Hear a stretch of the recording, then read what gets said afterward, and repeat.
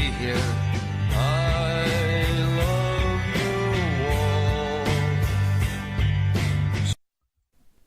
Hello and welcome to the Scannain Podcast, your weekly look at the world of film news, Irish International. I'm Darren Mooney, and joining me are... Jay. Ronan. And Grace. And this week we've got a chock-a-block episode for you because it's our first podcast of 2019. We took an extra week off because apparently we're not very good at planning stuff. So we're going to talk about what we normally do. We're going to talk about the top 10, the new releases, the week in film news, and what a week it's been. But first of all, we're going to start with our normal stuff, which is, what have you watched this week, Jay? Well, these past 3 weeks, really. There's 4 weeks. There's a lot of films. All of the films. You've got something to say. I'll kick off then. I'll kick off with Three Identical Strangers, which is one of the end of the year ones I wanted to watch before, kind of as a catch-up. The documentary. Getting all about the Three Identical Strangers. They weren't messing around with the title. It's a clever title. I don't know how much people know about it, but it's basically these 3 young guys in the kind of early 80s, I think, who are living in New York and various areas around that, who accidentally get in contact with each other and become kind of minor celebrities on the kind of talk show circuit over a period of time. And that's fine.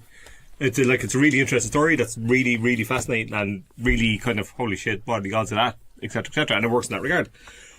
But the really, really pad the film out. Once you get beyond that, they move towards this kind of news story, which is them looking back at their own kind of life, and it has this kind of really annoying thing in the documentary where somebody's commenting on something that happened in the past and it keeps coming back to them, and I really find it irritating when it's like a reality TV show, kind of cooking show type thing that they do, where they're talking about themselves and I really have to do that right, and then they don't do it right, that kind of thing, which I find really irritating in the documentary. That's right, first person, third person almost. Yeah, almost, yeah, exactly. Some sort of tension that isn't really there. And the kind of themes of the documentary and what they're getting at become really unfocused and all over the shop. And the conclusions are extremely trite. And it's really irritating because I think, and I've had this kind of beef with particularly a lot of modern documentaries, and I'm going to sound old man Coyle here for a minute, where they tend to think that a really interesting story equals a very good documentary. And there's a lot of people that watch documentaries that seem to think the same thing. And I think that's because of the barrage of documentaries that's come out in the last decade, because there's been a bit of a golden era to some degree in terms of the kind of the amount of international access to them as well. Yeah, exactly, and people see them and so on. But I like my documentaries to be interesting. I like them to be shot well and do interesting things other than the kind of the usual kind of straight interview kind of response. And this one does this kind of third act switch up to show, we meant this all along, which is another thing, and it really doesn't work. And not only doesn't work, it irritates the hell out of me. So extremely disappointing and not good. It's interesting what you're saying about documentary in the way that you often get a story that there's no sort of cinematic considerations there. It's a real bugbear for me as well, but I think that's sort of an effect of the way distribution works these days, that often documentaries are produced knowing that their main audience will be in TV or online, that they sort of don't make any concessions to a big screen. And I'd agree with that, and to some degree I can accept the cinematic element to a certain degree. I can accept that that's the reality of it, but what I can't accept is the TV standard, or even less than TV standard, about the structure and the construction of it, which is really lazy, and it suggests filmmakers that don't really know filmmaking as opposed to know TV or know nothing, or in relative terms, like that they're not experienced enough to make a compelling documentary. Yeah, in the medium, exactly. And that's the problem, I think. I mean, make it for TV, sure. I've seen some great TV documentaries. It's not necessarily anything. You could also argue that even like the TV format has changed. The fact that people are watching on bigger screens and stuff like that the TV size now is widescreen as opposed to the. But there's a Netflix issue with documentaries as well, of how to put together as well. That's become really influential in the last few years. Well, I mean, that kind of holdover, that model which American Vandal is very good at spoofing. But there's that kind of thing with Netflix that do it, and you're going to see a lot more of that in the next few years as well, which is great for my blood pressure. Well, I mean, if you're getting more documentaries, you should get at least the same number of good ones, right? Yeah, but you'd have to trawl through a lot of crap, though. That's the problem with that. Whereas usually you used to see the cream of the crop, relatively speaking, and that was okay with me. I like that Jay's attitude is that you should just make good films. Right? That's not right. That's the start. People. It's like, Jesus, don't determine afterwards. Make it good from the off, and we don't have a problem. What's wrong with you? We'll move on though. Won't get too lost. A film I had on my list to watch at the catch-up at the end of 2017. What years? Jesus. Yeah, 2017. And I didn't get to it because I didn't really want to get to it. Because it looked like this is something a I ringing didn't endorsement. want to watch. So I watched it over Christmas on New Year's Eve, I think. Just as I kind of, there it is. I might give this a go, finally. And it turns out I kind of really liked it. Kind of. What is it, dare I ask? It's the Trainspotting sequel. Ooh, T2. Yeah. The other Terrible T2. title. It's a terrible title. Who thought T2 Trainspotting is a good idea for a sequel? Well, nostalgia. Title, like, It's- yeah, it's- but it is- Told them You that could the call it title was Trainspotting taken. 2. Like, at least, I mean, just don't be... Two trains is idiotic. spotting. Yeah, exactly, yeah. I mean, the title is itself very much 90s nostalgia I know, again, because I you're know. thinking about it got a re-release. T2, the other T2 got Yeah. a re-release last year as well. Like, I There's mean, only but this- one T2. This is better than Terminator 2. But anyway, How dare you? I'm not going to get into my Terminator 2 bugbears. There's no point. There's not enough time in the podcast. There we chill go. out, muchacho. Yeah, exactly. That's one of the variations of that kind of thing. Stop it there. Okay. This G2 Trainspotting is fascinating, and I've discussed it a little bit with Darren, I think, because he's seen it also. Yeah. And I saw it in 2017. yes, he did, when normal people saw it. Yeah. Which may as well be the Ice Age Yeah, I as know. far as 2018 goes, but anyway. This is really interesting. Like, it's almost...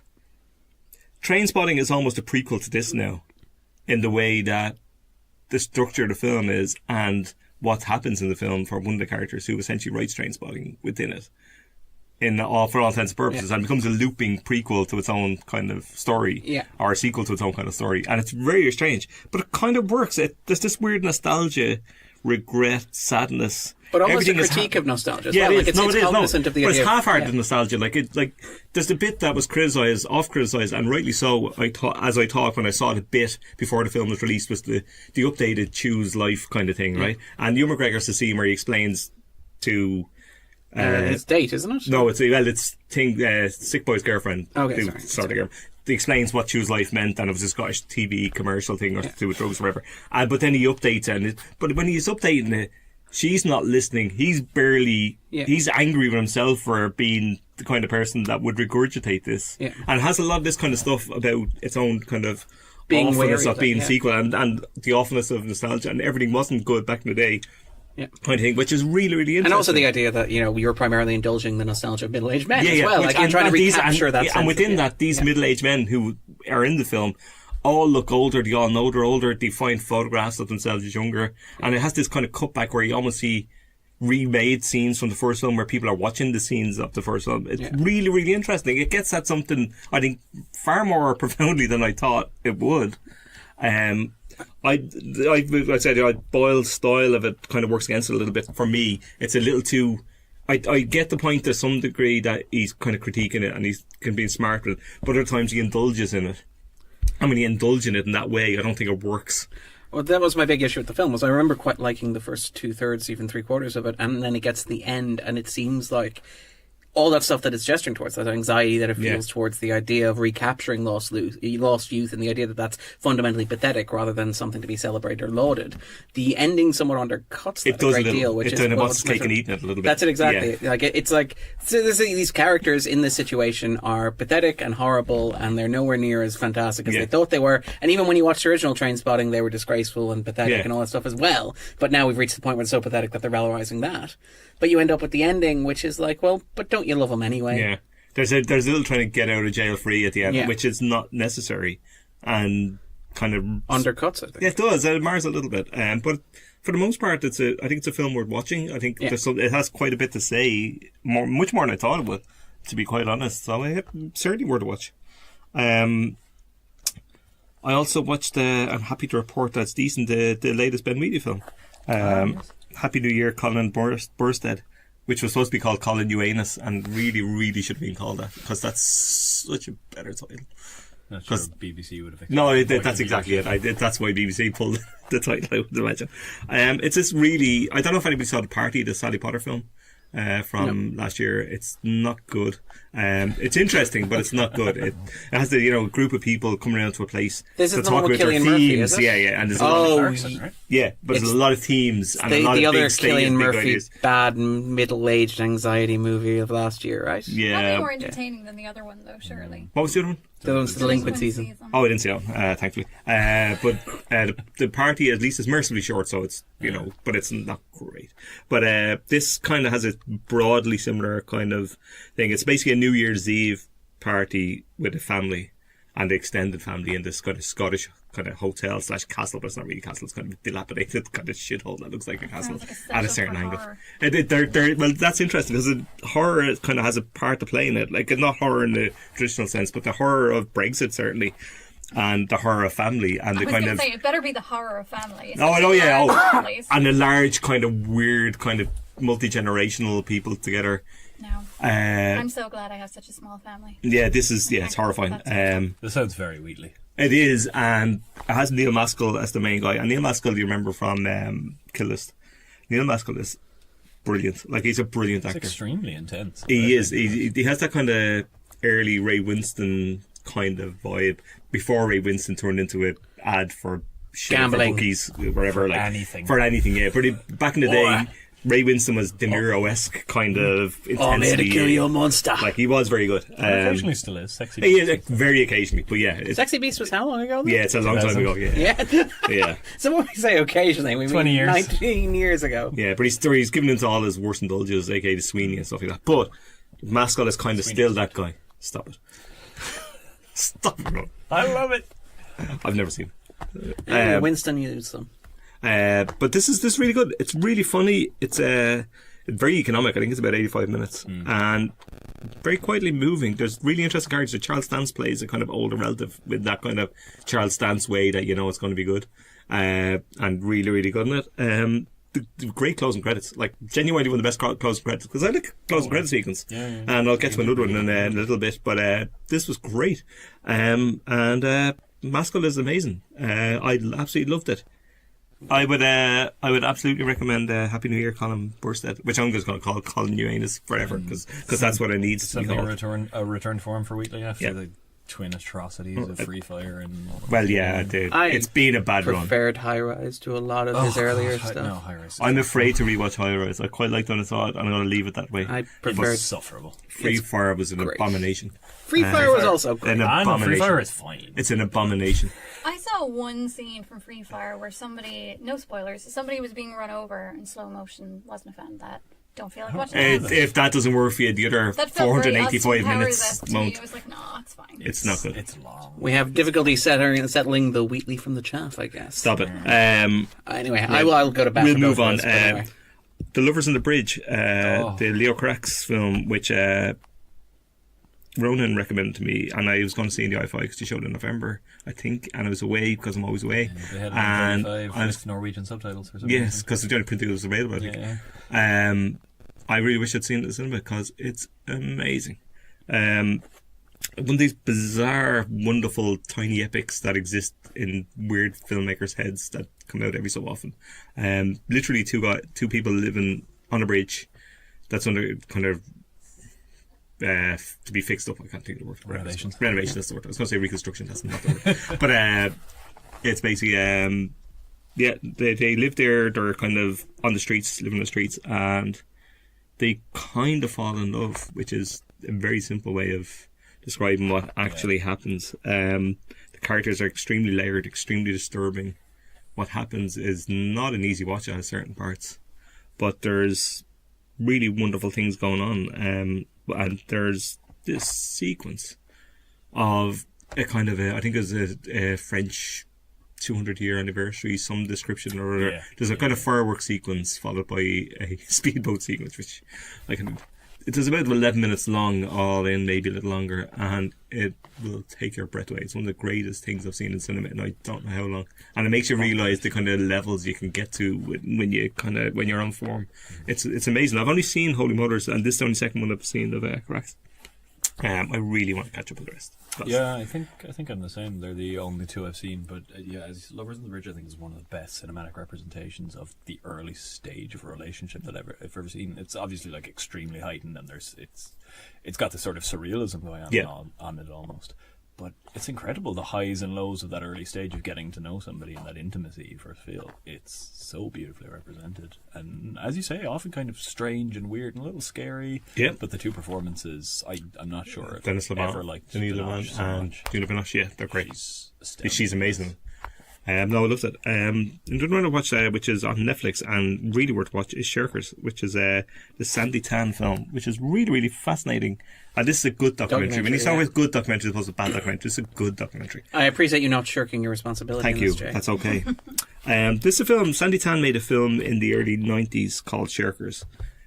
She was a student and then kind of ended up in all sorts of odd little jobs and went to England to study, came back with her friends, and they decided to make a film, this really weird, surreal, kind of strange film where she starred in it and their like various friends produced it and kind of edited it and stuff. And this teacher, their film teacher, who was this American guy, directed it. And they shot it over a summer in Singapore in early 90s. And they went back to their schools. He was to edit it. He was to get it processed and send it on to one of the editor who was in the States and she could edit the film. And he promptly disappeared with the film. All the reels, like cans of stuff, film, and gone for like 20 years. And it's a remarkable documentary, firstly, because it doesn't try to do that thing which a lot of things irritate me in documentaries. The thing where it becomes a mystery when it's clear that the mystery is solved and they try to make a thing out of something that's not. I'm talking about you, Search for Sugar Man, when you weren't fucking missing. Anyway, but certain documentaries do a thing where they pretend it's something when it's not really that something. Well, this is what you're talking about with Three Identical Strangers. We're trying to create the full sense of drama. Yeah, it doesn't need it. If the story's strong enough and you're a strong enough and confident filmmaker, you don't need to do that. She doesn't do that. She's very good. She's very self-critical and very analytic about what they were like when they were younger. She interviews the two people, their friends, that were lifelong friends. And they're very critical of her, and she takes it on the chin. And it's really interesting about their kind of naivety when they were younger and stuff like that.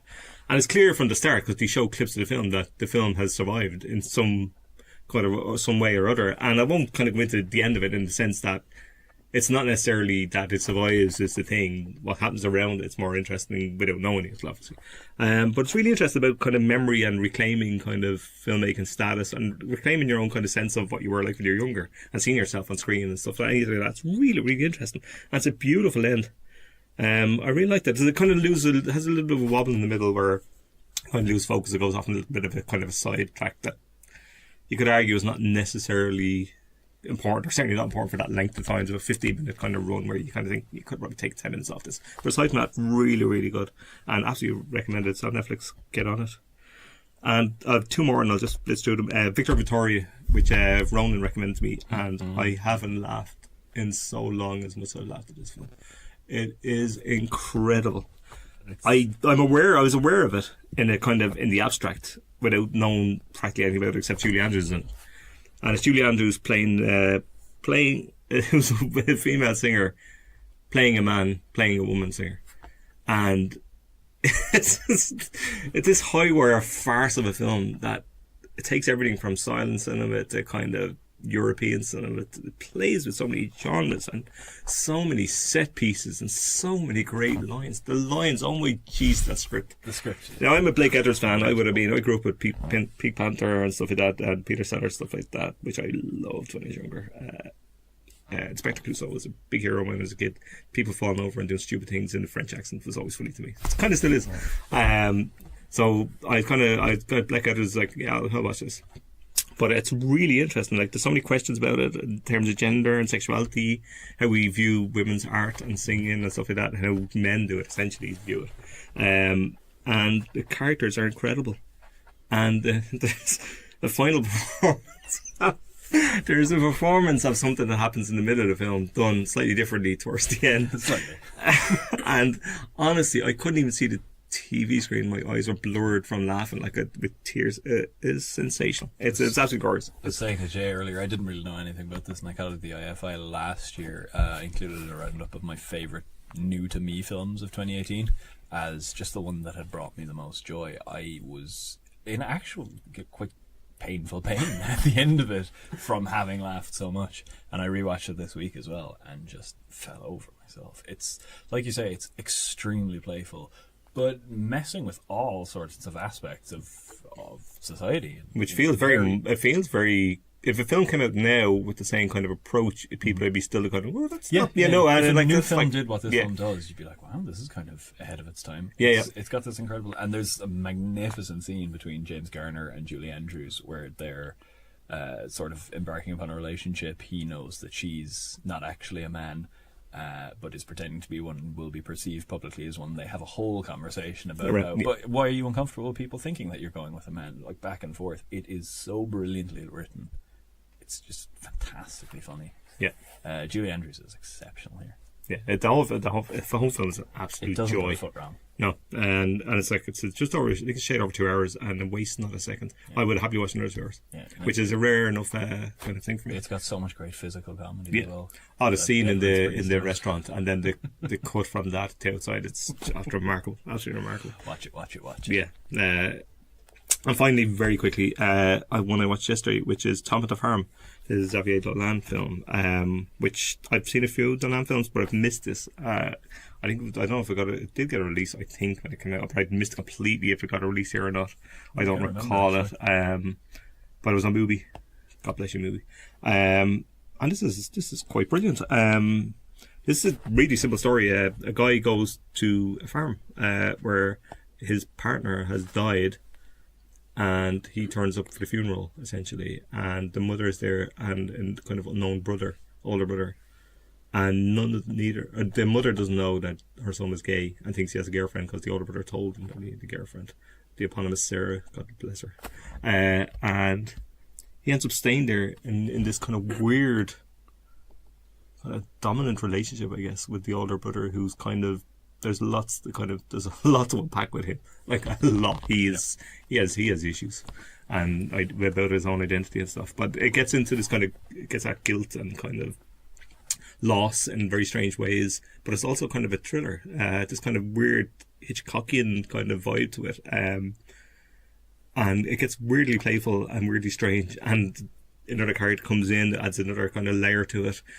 And it ends up in so many unexpected ways. Scenes play out in ways that scenes rarely play. Because you know when you watch a scene in a movie and you know what point you're at the movie, you kind of know where it's going to go to get you from A to B to C and whatever. This takes kind of weird detours into way wholly unexpected and very welcome scenes. There's one scene that two people end up dancing in a barn, which I really, really did not expect to happen. It shouldn't have happened, but the way the scene plays out, it seems like the most natural thing that should have happened, which is so well that it doesn't really seem well that it's directed, ripping off really the smart. And Dolan is starring here and editing and doing everything like he always does because he's a talented bastard.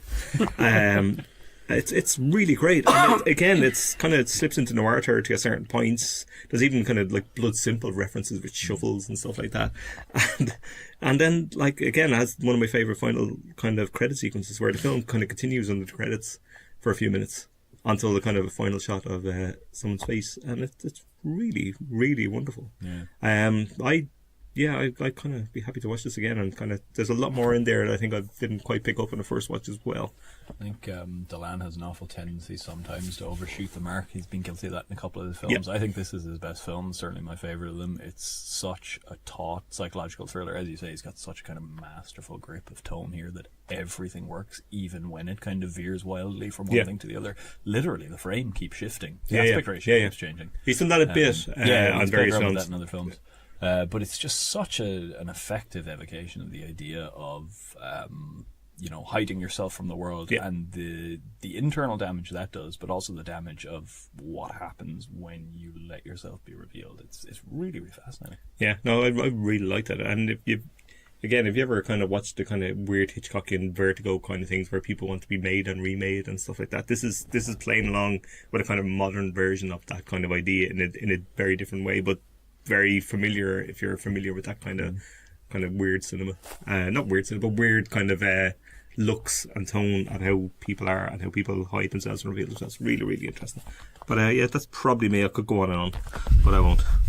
All right, Ronan, what have you watched since the last we talked? I'll try not to go on and on. Over Christmas, I, for various reasons, was kind of at the whims of broadcast TV. And I thought, And there's nothing wrong with that. There's like There's not always. There can be. no, but like the idea of like throwing yourself in, watching whatever's on, flicking through until you find something that you want to watch. Well, There's- you can, especially over Christmas, you can solidly assume that you're going to have your Willy Wonkas, you're going to have your Indiana It's a Jones, Wonderful Back to the Life, you're Future, gonna have yeah. all these kind of things, which I'm perfectly happy to watch. But I came across a lot of really good things that mostly rewatches for me. But Brief Encounter was on, which I said Lovers in the Bridge is one of my favourite representations of love. Brief Encounter is it. It is, in my mind, the greatest romance film ever made. I adore it. It can seem almost quaint now. Yep. It can seem almost quaint now. You got to remember at the time it was banned in Ireland because it was too much. Well, it was banned because there was adultery in it, and we didn't like that because it's against the Ten Commandments. This country. Brief Encounter is joyous, just everything about it, the way it uses the Rachmaninoff score, those two performances, the kind of tragic love, it's everything I like in a romantic film, and it breaks your heart. I remember I saw it maybe 4 or 5 years ago as a rewatch for the I don't know how many time at home. When I was visiting my folks, and my mother came in. My mother's not much of a movie fan. I was like, "Oh, you're watching one of these black and white films again?" And 2 hours later, was bawling, crying like, "It was okay, I suppose." It is brilliant. The 7-Year Itch was also on, which is, I think, something of a lesser Wilder for me, going by what I've seen. It is tremendous fun. There's a fantastic moment there where the main guy whose wife is holidaying with his kids, and he's sort of he cannot help himself in his attraction to the upstairs neighbour, who's played by Marilyn Monroe, hides her in the bedroom and tries to get the man who's knocked at his door out and says, "Who do you think is in there, Marilyn Monroe?" It's got that kind of playful sensibility of how unlikely this whole thing is, and Wilder has a lot of fun with it. I love this. I've seen it loads of times. It's nonsense fun.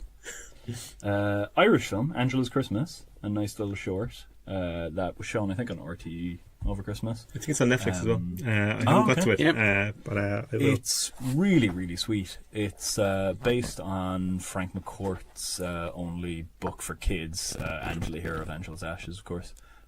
It's really family friendly, but it's got a lot of particularly Irish wit. I watched it with a couple of my family members, and there's all sorts of these phrases you only get in Ireland that the mother says that are absolutely things my mother says all the time. So it's really, really good family watching. I enjoyed it a lot, and really kind of a sign of how far Irish animation has come, because the animation itself, the photorealism of it, it's absolutely up there on the level of Pixar. The kind of the stuff that we're capable of. It's really, really terrific. The textures there. You know, it's mostly set outside in the snow, and it's got this really lovely sort of very slight casual blasphemy to it that is everything you need at Christmas, I think. and a nice sort of counterpoint to that Brief Encounter thing. A nice bookend to the story. Yeah. Moving on then to another Christmas movie. It's not a Christmas movie. This is Spinal Tap. I was glad to see. I think RTE showed it on Christmas night. It usually turns up around 2 Carter. a.m. somewhere. Like on there. Yeah. TG Carter had it on Christmas night, and they won Christmas programming for that. I love this film. I've seen this so many times. This is one of the best comedies ever. It's so oft imitated and parodied and referenced that you always think the original can't quite live up to the kind of reputation, and it does. If it didn't establish the mockumentary genre, it certainly popularised it and made it what it is now. And Christopher Guest has gone and ran with that, but he's never replicated the success of This Is Spinal Tap, because nobody ever will. It's just that great. The Odd Couple as well, which I adore. I adore it. Felix, stop cooking that meatloaf. It's easy to forget sometimes how dark it is. It is, yeah. It starts Particularly on with it is, Jack Lemmon desperately trying to kill himself. Yeah. And that's part of the reason why I love it, because it finds comedy in that immense darkness. Could be vitamins. He could be the healthiest man in the room. Those two were one of the best double acts ever, and I can watch them in, I'll watch them in Grumpy or Old Men. I'll watch them in anything. They're perfect together. I would and this is the best, really, isn't it? What's the one they did with the boat cruise? Am I thinking of the right one? Out to sea. Out to Sea, that's the one I'm thinking of. There we go. Let's see how far. There's about to say test your commitment there. Ronan. I'll just watch. Co-starring Jack Cuba Lemmon's Gooding face. Jr. Oh, good lord! Really? There we go. That's where we are. I'm a big Neil Simon fan when I was growing up, weirdly, and so I kind of watched all the kind of adaptations of his work, which and they adapt really well to cinema. They do. Weirdly, there's so many great ones like Barefoot in the Park and Biloxi Blues and stuff like that. There's really good stuff like. I can't think of the rest of them now, but the Outer There's Towners, one, I can't as well. think of it. It's a number, but it's Sweet something or other. Yeah, it's Plaza Sweet or something. It's called. Yes, They're all just so much fun. and They're they're just such yeah, quick they're wit. they're so well written. It's so funny. And anytime I see Neil Simon, kind of think, oh, I'll sit down and watch this, even if I haven't seen it straight away. That was a very, very good television Christmas for me that I had to ruin by watching Starter for 10, because I'm a massive University Challenge nerd. So when I saw it was on TV, I was like, oh, the University Challenge movie, great. It's not really about University Challenge. It's, what's his name? Nick of... Nick Frost? Not Nick Frost, no. The Nick Hornby. Nick Hornby, that's the one. I've not read any of his books, and his films are okay. This is James McAvoy having two women to choose from, and he gets whichever he wants because, of course, it's horrible. And Rebecca hideous. Hall's one of them, and Rebecca the other one Hall's one of them. is... They both excuse themselves admirably, but the film is despicable. Who is the other one? I cannot tell you off Okay, the top sorry. of my head. Yeah, no, this is just that really gross sensibility of, he's constantly fucking up and being terrible, but he's going to get one of them because That's how these movies work. because he's a white man in the early 2000s. So the world's your gonna lobster. lay down for him. Then I came back to Dublin, fled immediately to the IFI, and saw Krustchalov My Car, which is a Russian film by, I'm going to mangle the pronunciation, Alexei German, I think, spelled German, who had a film out a couple of years ago. I can't remember the name. Hard of to Be a but- God, I think. Yes, was it? yeah, that was it. Which made both posthumously- you and Niles top 10 It for did the year make mine, so I never 2022. saw it. Oh, you were in Phil and... Was it think Phil? Phillips, yeah, Phil I and think, yeah. Phil and Niles? I did mean to see it, but then it was like 3 hours long. I never got around to it. Yeah. I didn't catch it either. And It's it was, hard to watch, hard to be a god. I can imagine. It was posthumously completed, and by all accounts is terrific. I'd never seen any of his films. I watched this. This is extraordinarily tough and difficult in the way that Russian war films tend to be. It's got this mad sense of humor. The camera is all over the place in a good kind of way. It's just roving up like stuffed corridors of people, families cramped up on top of each other. And it, in a very strange way, deals with this doctor who's caught up in a conspiracy where basically all Jewish doctors were blamed for all sorts of problems that were going on. It was one of these good old World War II fun times. Well, weren't they also implicated in the assassination of Stalin, if I remember correctly? Indeed, and the film builds to that. Oh, apologies, sorry. Spoilers for... it's- okay, cool. it happens very early that you see that it's going to link up with Stalin, but it does a kind of really fascinating thing where it deals with this person who is not a real person from history in tandem with the story of Stalin, kind of links the major and the minor, and is apparently the inspiration for The Death of Stalin, the Armin Iannucci film. Oh, God. It's not like that. Don't go in So it's expecting good? that. Good. It's really good. Really, really the only good. way to go is up. It's one of the things where I kind of came out and like, I have no idea how I feel about that because it's so strangely repulsive in the right way. That's what it wants I to know make Paul you feel. Mann is a big fan of it. Yeah, and Paul. he's a big fan of Hard to Be a God as well. He's talked about it a bit. This is my only exposure to this director so far, and I'll be going back, but I won't be bouncing into the cinema, put it that way. Yeah. And then finished off my year 2018. This is, God, we're not even in 2019 yet. With Bad Hair, a Venezuelan film about this kid who doesn't understand why he is not allowed to have long hair. It's very cute, very nice, pretty unremarkable in the sense that there isn't anything in it you haven't seen before, but a Venezuelan film doesn't get much exposure here, so well worth seeking it if you can get your hands on it. It is, of course, now expired on Mubi. I'm shocked. Grand Ronan. But Start the You year as you should need watch to go on. this thing Yeah. that you can't see anymore. Yeah. I know I watched it because I watched it right before the deadline. You can source it alternatively and legally. Wink, wink, nudge, nudge. No, Well, I feel like when you say legally, you don't I- have I- to wink, wink, nudge, nudge. Yeah. I like to wink, do wink, very nudge, much nudge in mean- all circumstances. Well. It's very cute, centered on a really nice child performance, and really sort of interesting perspective on queer experiences in South America, which we're getting more of lately. Actually, there's a lot of stuff coming out of Brazil as well. And the last film I watched in 2018, because my favorite film of 2018, as you all know, was Dogman, so I went back and watched Gomorrah, which I'd never seen, Matteo Garon's sort of most highly regarded film. I don't like it as much as Reality and Dogman, both of which I'm huge fans of his subsequent films. And he did Tale of Tales as well, but I never saw that.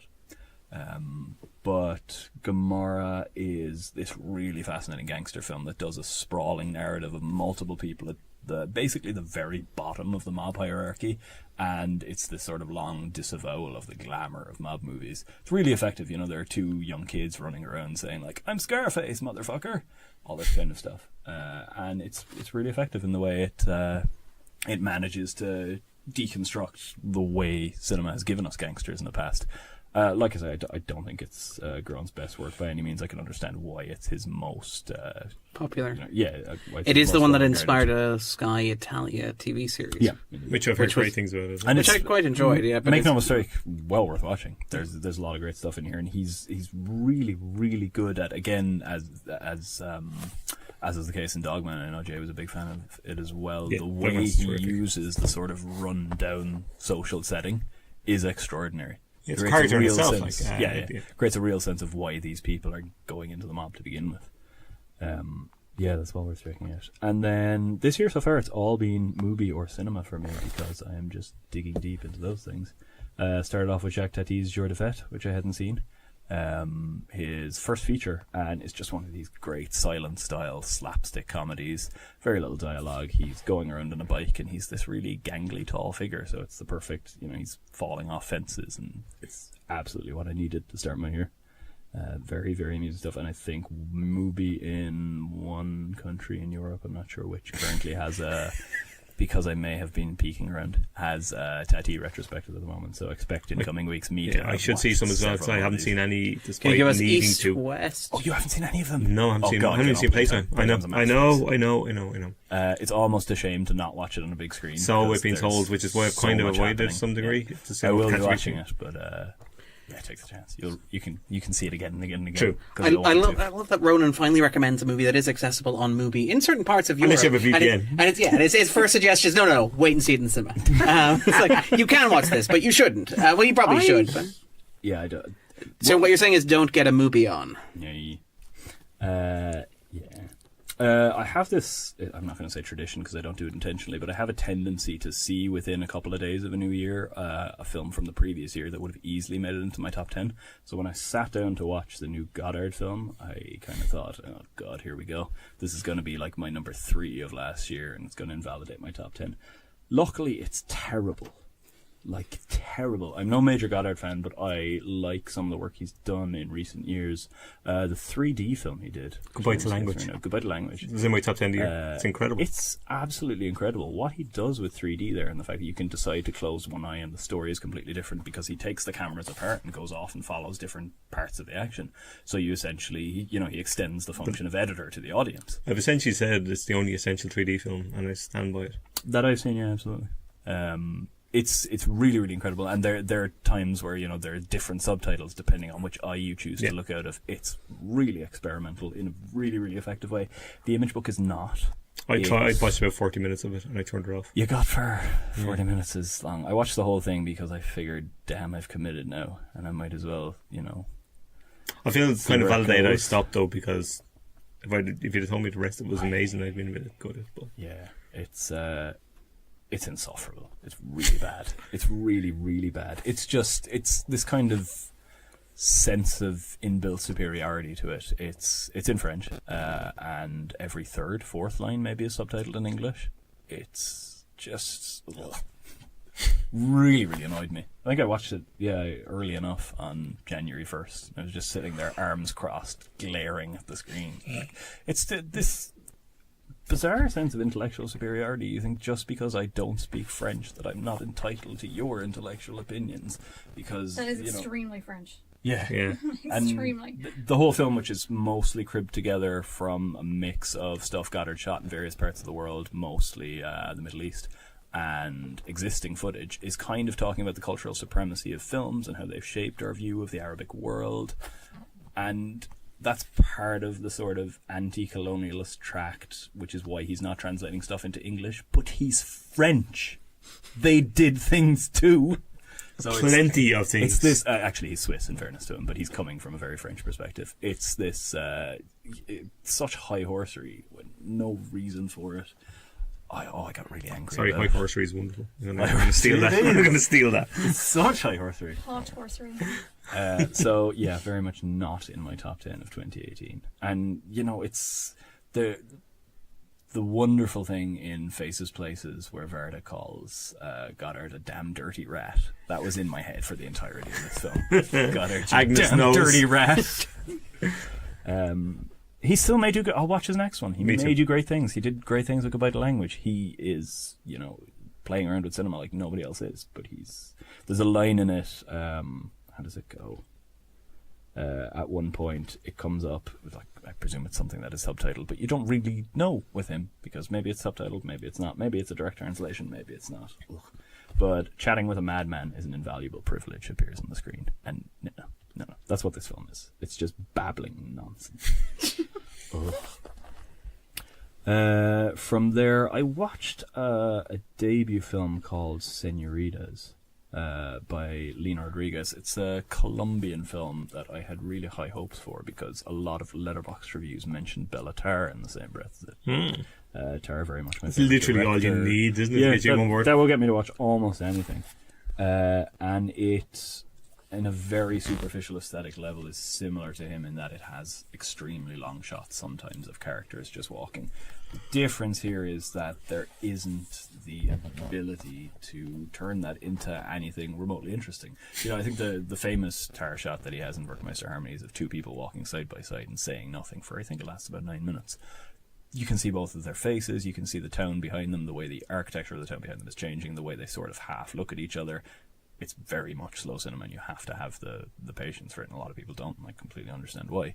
But there is stuff going on in the performances. There's a lot of stuff going on. Yeah, Rodriguez shot here, and she has one that is 10 minutes long of somebody just walking. It's shot entirely from behind. You can't see the person. You can't see anything around them because it's in soft focus. It just drags on for such a long time that a still image would do the same thing. Playing with the sense of time when you pan it out that much, of course, but I got nothing out of it. I found it really, really irritating. This is the similar thing where you get, people doing Scorsese appropriation where they don't really understand what the original kind of What idea worked about it, yeah. As opposed to, well, if I throw voiceover and freeze frame, then surely that's all there is to it. Yeah. Jay, are you talking about something you might have watched recently? Have you got any idea what it could be? My movie, my town. All right, sorry. That one, yeah, and I thought, especially right after the Goddard, I thought, oh, surely anything will be good. That was not a step up. So I turned to Paul Schrader, who is in our good books with First Reformed. I watched Adam Resurrected. Anybody know anything about Adam Resurrected? Nope. Nobody does, because it's been buried, essentially. It came out in 2008, stars Willem Dafoe and Jeff Goldblum. Yeah. No. Yeah. Oy. It's the reason why films get buried. So what you're saying is we shouldn't give a damn about it?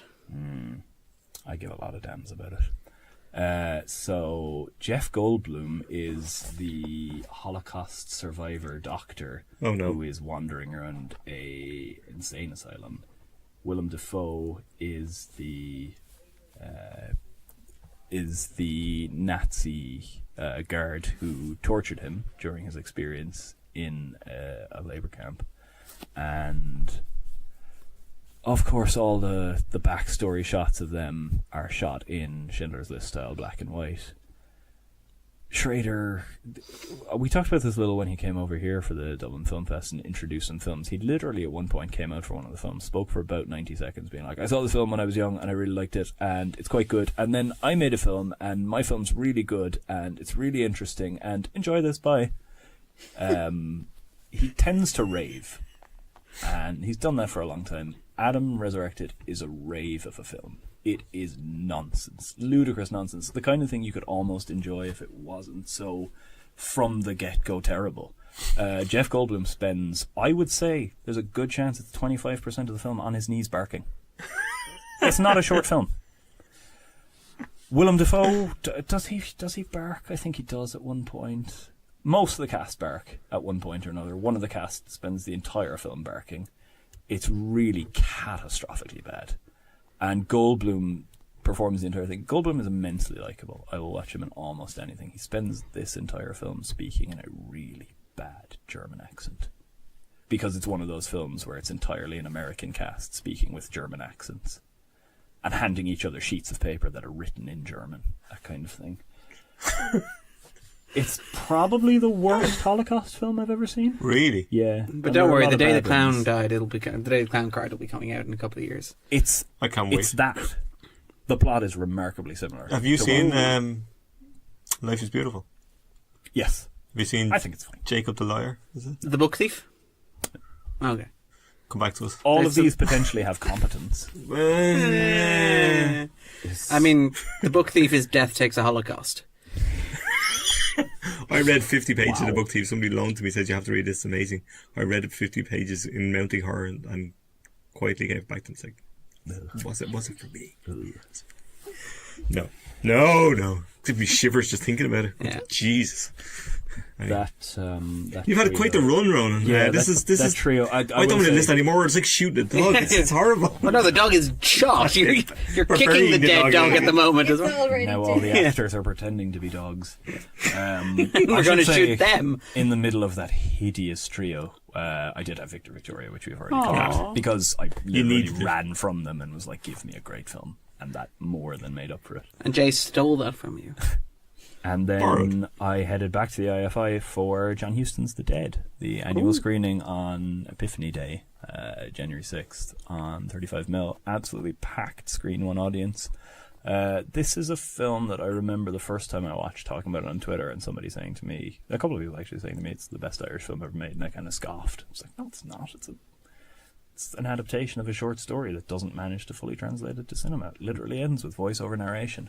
So after coming out of it, this is my third watch, and bawling my way around Temple Bar for a while, I contacted those people to apologise, because it probably is the greatest Irish film ever made.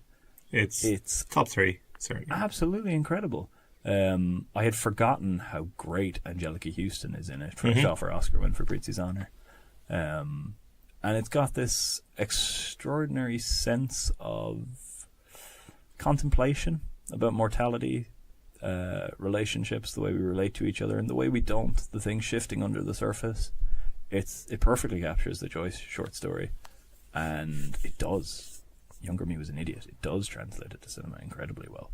And the narration at the end is wonderful. It's perfect. Yeah. It really is perfect. It doesn't set a foot wrong, and it's about 83 minutes. Yeah. There is a scene near the end where Angelica Houston is coming down the stairs as an opera singer she's been asking to sing all night long, does sing, and she's gazing up in this haloed light, and it might be my favourite shot ever.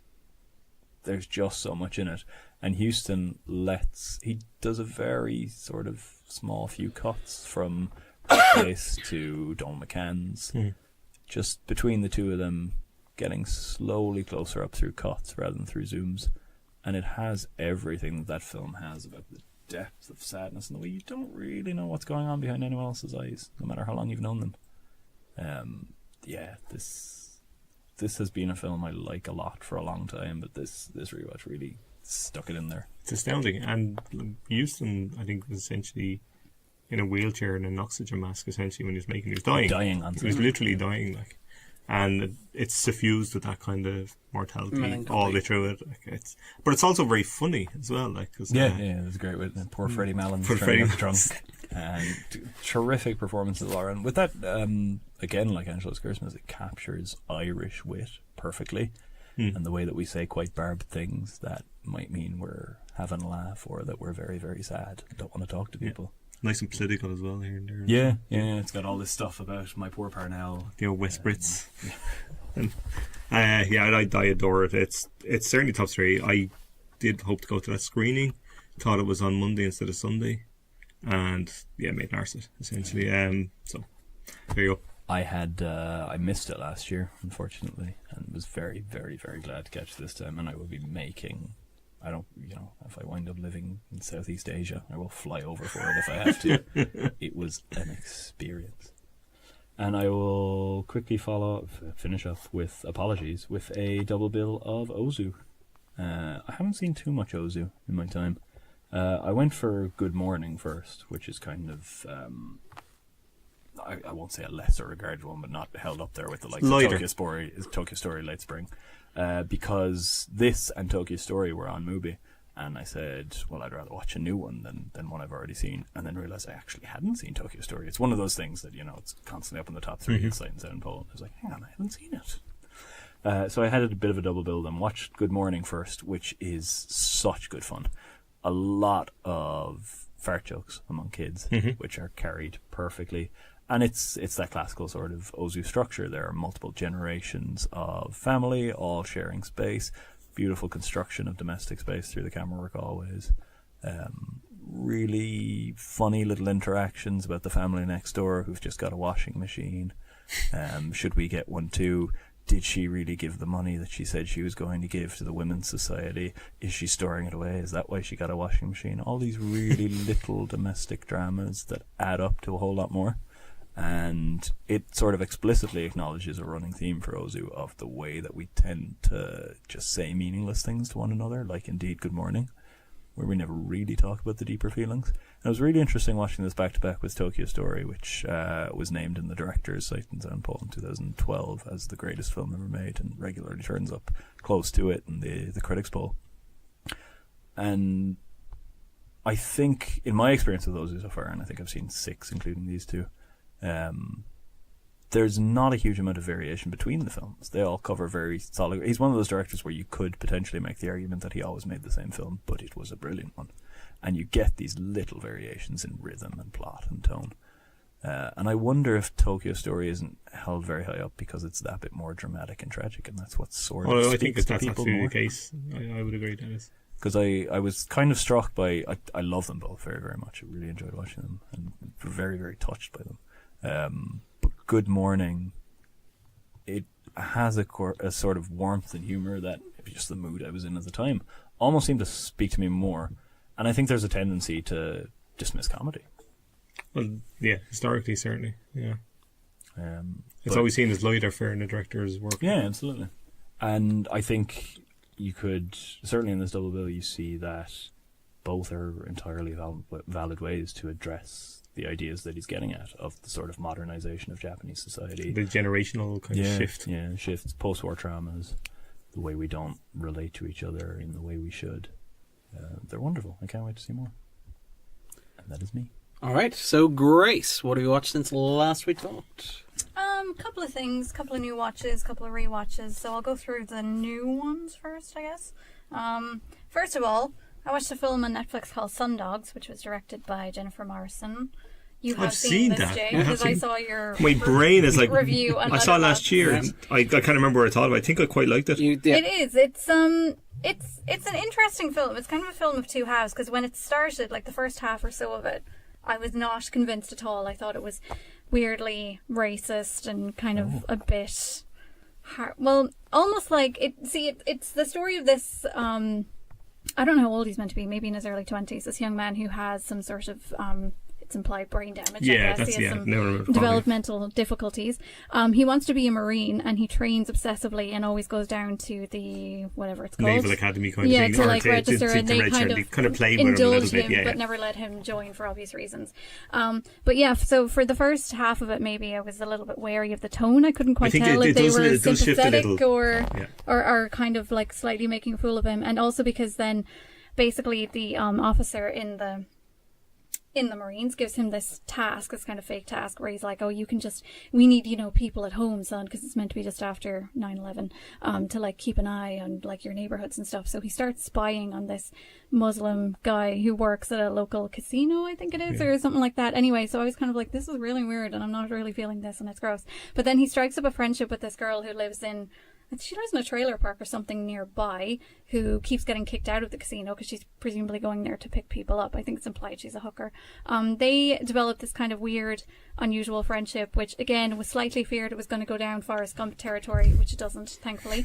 In the later half of the movie, it comes around a lot. It becomes a lot more sensitive and sweet and quite sincere, and then it sort of transforms out of that very auspicious beginning into this lovely story about just finding a purpose and finding your path, I guess, in life. And Connecting to somebody. yeah, and it has two wonderful kind of background performances from Alison Janney, who's always wonderful as his Always. mother. Except for one. And she has her own little storyline going on where she's a nurse, I think, but she wants to be an EMT, and she wants to go to New York to do this kind of exchange program in Queens for a couple of months. And the husband, played by, oh God, what's his name? Your man from Modern Family and Married with Children. Ed O'Neill. Ed O'Neill, yeah. He plays, well, he's not the lead's dad, but he's her husband anyway.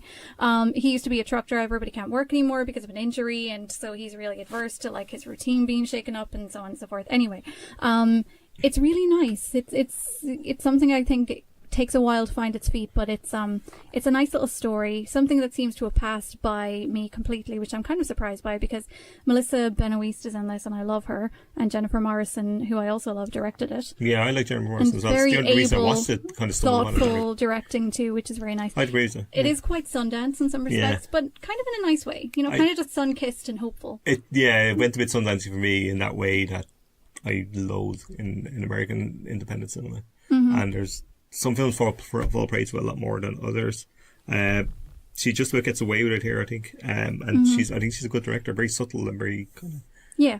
It's generous very director. observant. I think so. It has a lot of time and space for its leads, and I think there's a lovely sense of place to it, and the characters are all very endearing in their own way. I'd they all certainly feel watch like something real more people. she'd made. Like, I'd watch another film of hers. Yeah. Do you know, that kind of way? It's like, there's a calling card that was pretty decent. That's how I kind of saw it. Like.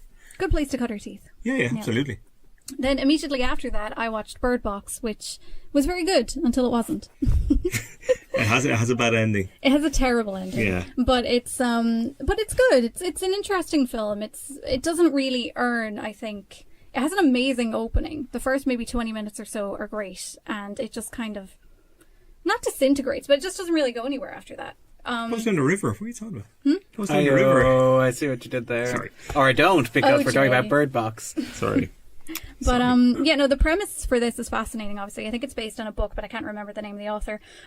Where basically, if you see this entity or demon or whatever it's supposed to be, it basically makes you go kind of insane and kill yourself. So all hell breaks loose early in the film. Sandra Bullock's having a baby. Her sister promptly offs herself after seeing this entity. Sandra Bullock doesn't see it.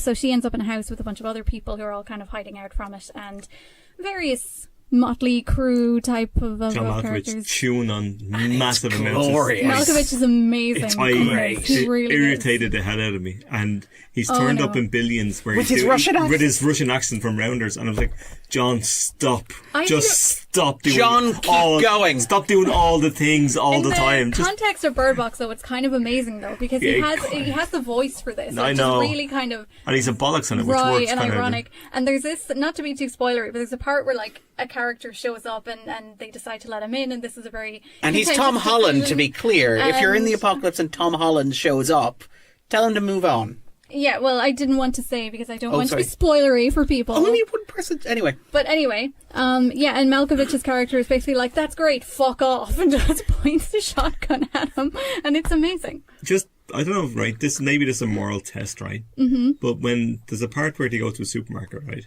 Yes. And they say, why don't we just stay at the supermarket? And I was like, I was just thinking that, why would you go back? Yeah. And I was like, I'd have never left the supermarket. Yeah.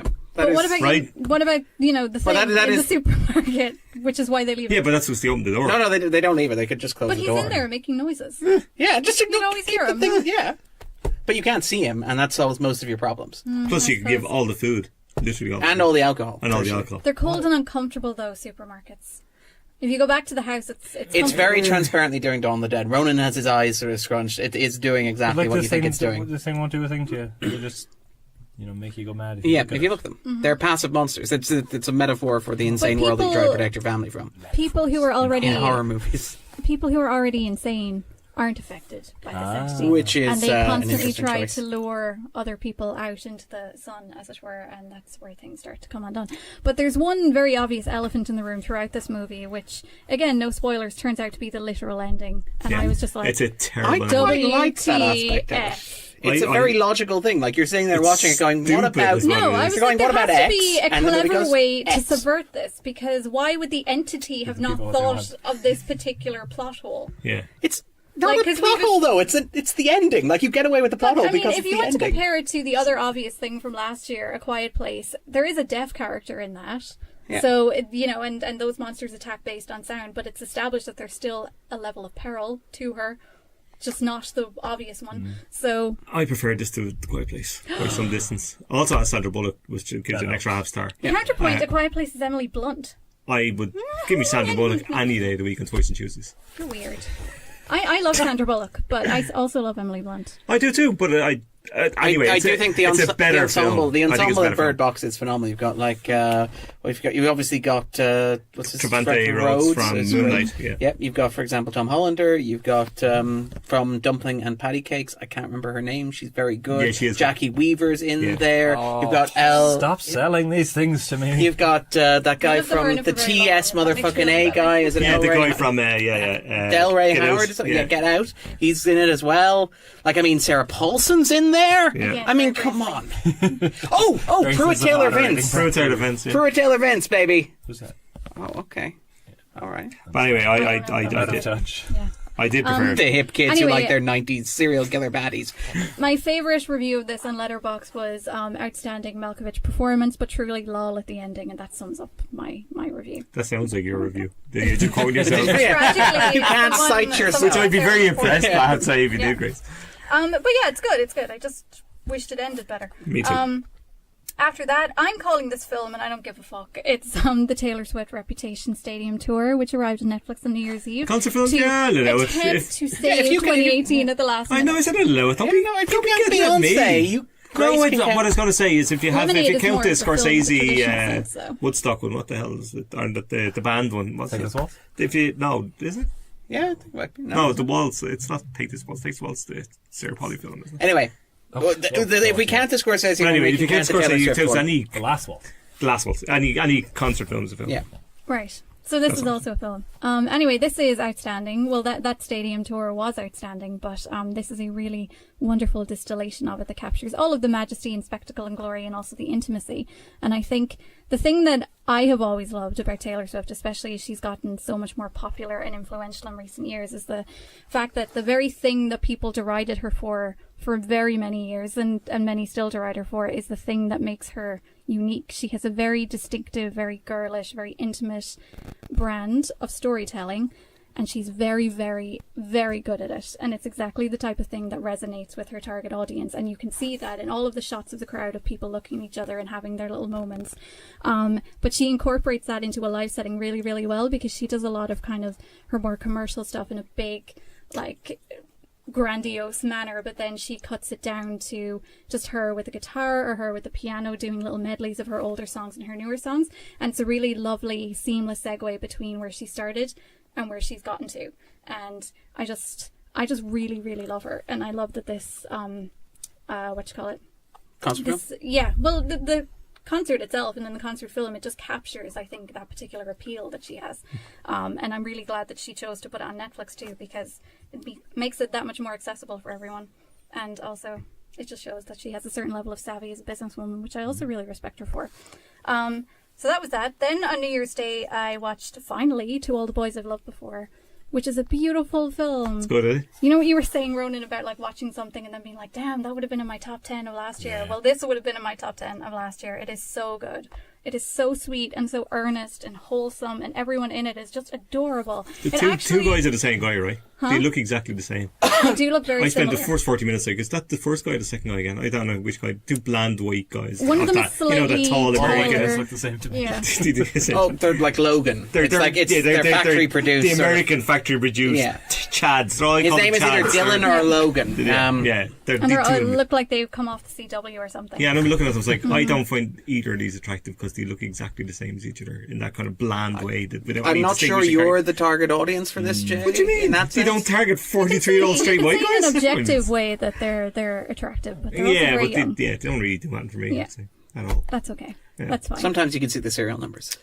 Yeah, exactly. Anyway, yes, this is lovely. This is one of the very few films I've seen since becoming an adult, in inverted commas, that actually kind of makes me want to be young again. Because when I think of being a teenager, I remember hell. And when I look at this, I was like, oh, but things could have been nicer, you know, to be all that like innocent and doe-eyed and actually believe in everything and not know anything. That would be a nice thing to revisit. But it's lovely. It's just the way it sort of dips in and out of these different storylines of her with her, you know, the various crushes, and then her with her friends, and then her kind of wrestling with herself and her image of herself. And I love as well that she has such a close relationship with her two sisters in Yeah. it, and her younger sister as well being the one who kind of is trying to coax her out of her shell and encourage her to mingle more and take somewhat drastic action to do it. But it's just a very sweet It story. is. I really liked it. And the dynamics in it are lovely. The sister relationships are great. I wish it was a touch funnier. It's like there's some gentle laughs throughout, but it's not. It just needs maybe just one more little oomph. Maybe that's like the only kind of criticism, other than the chats. But I really enjoyed it. And Lana Condor is great. Oh, she's wonderful. She's such effortless presence. Like, she's so magnetic in that role. That would make a really good double bill with Lady Bird. You just have so much fun sitting and watching the two of them. Then, because I decided that was directed by a woman, obviously, I would continue to watch various movies directed by women on Netflix this month. So that's what I've been doing. So I watched another one called Unexpected, which I'm sure nobody has heard of. It's from 2015. Kobe Smulders is in it. She becomes pregnant unexpectedly, and she's a teacher in it. One of her students becomes pregnant unexpectedly, and so there's a bit of a sort of a weird bonding over their situations.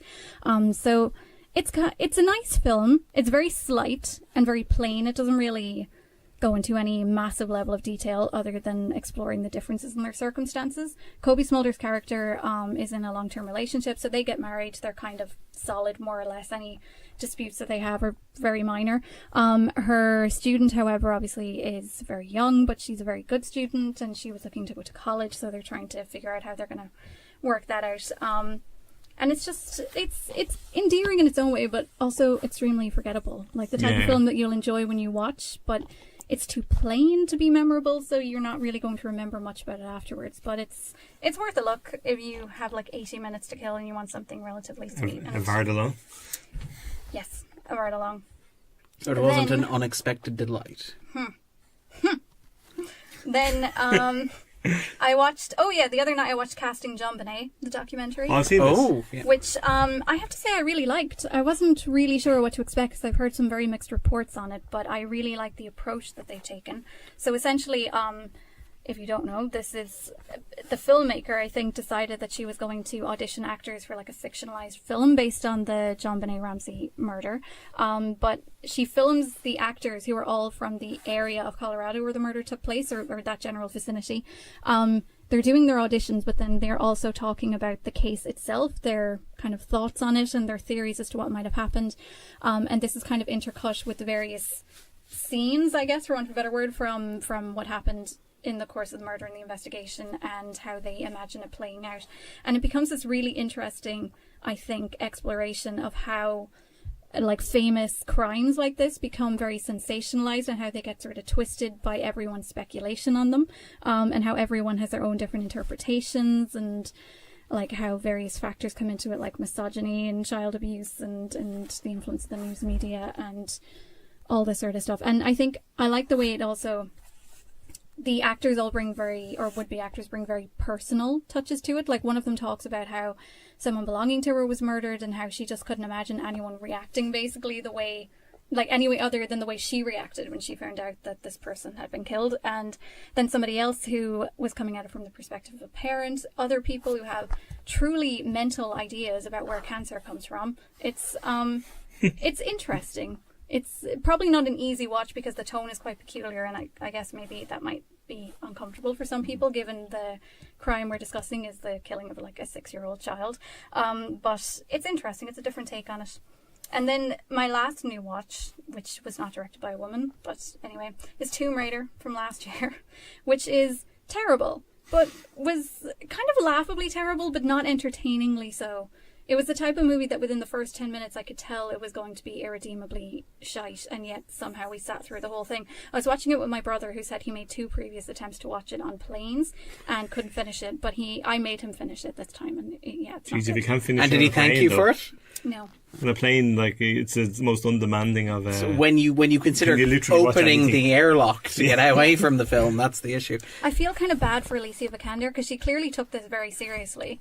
Well, Everybody took it very seriously. I don't think Dominic West took it particularly seriously. he hammed it up something. I really enjoyed the way they lifted various elements of his scenes from Arrow, though. That was enjoyable.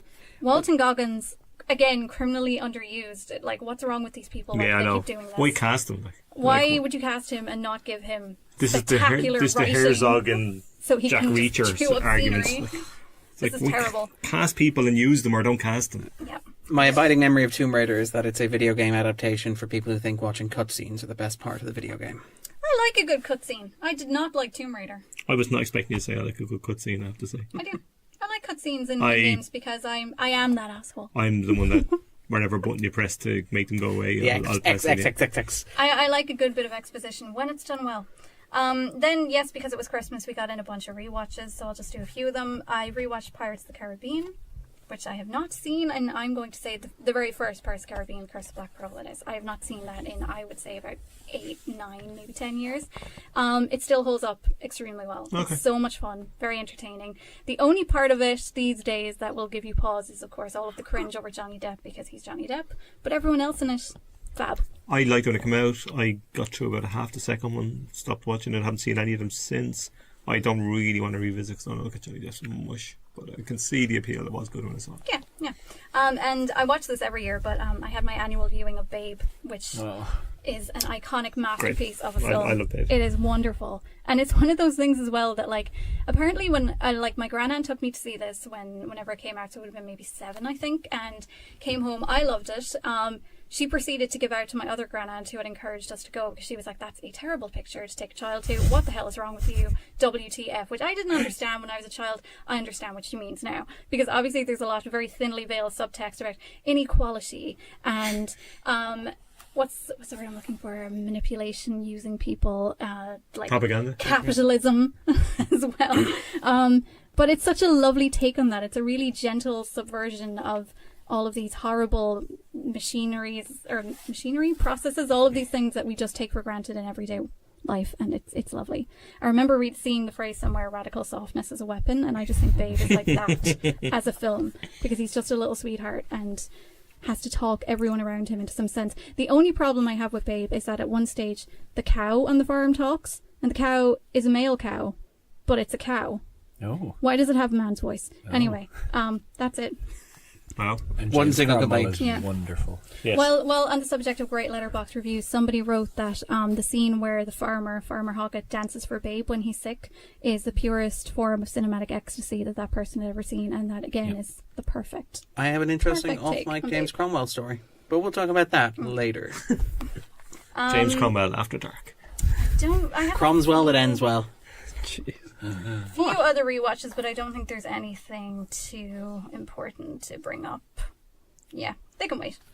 All right, so let's run through mine very, very quickly. So I'm going to group these into categories. So I watched a whole bunch of romantic comedies over Christmas, some of which have been released, some of which are new, some of which are old. I watched The Holiday, which was on television because they're always on television. I've This is seen 20 minutes the whole day. I'm happy to never see any more the of it. one where I like The Holiday. Eli Wallach plays Billy Wilder, and they complain about how movies ain't about what they used to be like. And isn't that really depressing? Because of course it's a Nancy Meyers film.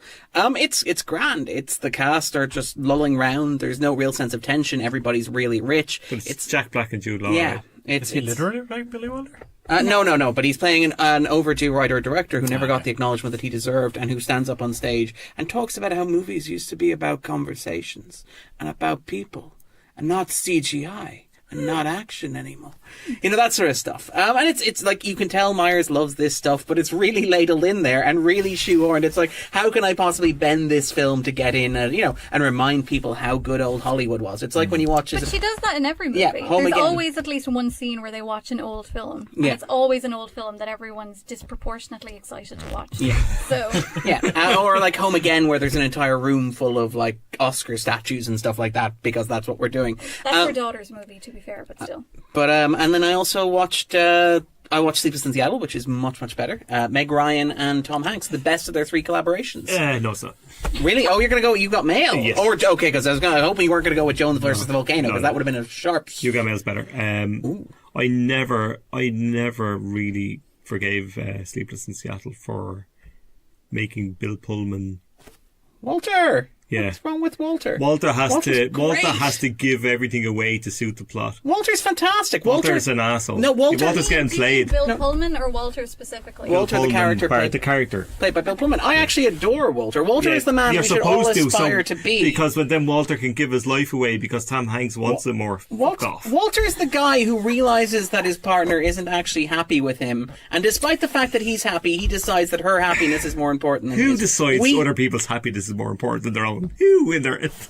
Most parents probably do. Yeah, well, But yeah, I mean, like, I appreciate the complete lack of like standard rom-com drama nonsense. in I there. would have wanted some proper I standard rom-com drama nonsense. appreciated the fact that this no. was very much like it No, refused to- no. Okay, fine, all right. No. And then finally, Second Act, which was actually released earlier in January, the J-Lo film. It's not in the top 10, so very briefly talk about it. It's a romantic comedy that finally gives Jennifer Lopez the romantic screen partner that she deserves, herself. It's basically structured as a romantic comedy, but without a second lead. So there's none of that clutter going Hang on, on. what? It's a movie in which a woman who, and this is I fantastic. like the look So- of the trailer for this. she basically, she's been working in a store. She hasn't got a college degree. It's a trailer? Her godson fakes a college degree, fakes a LinkedIn profile, Facebook profile, gets her a job at a high price, like Fortune 500 makeup company, which she's grossly unqualified for, but waltzes right in like she owns the place and manages to basically sort of ingratiate herself overnight and become kick-ass at this job, Blag her despite way in. having no qualification whatsoever.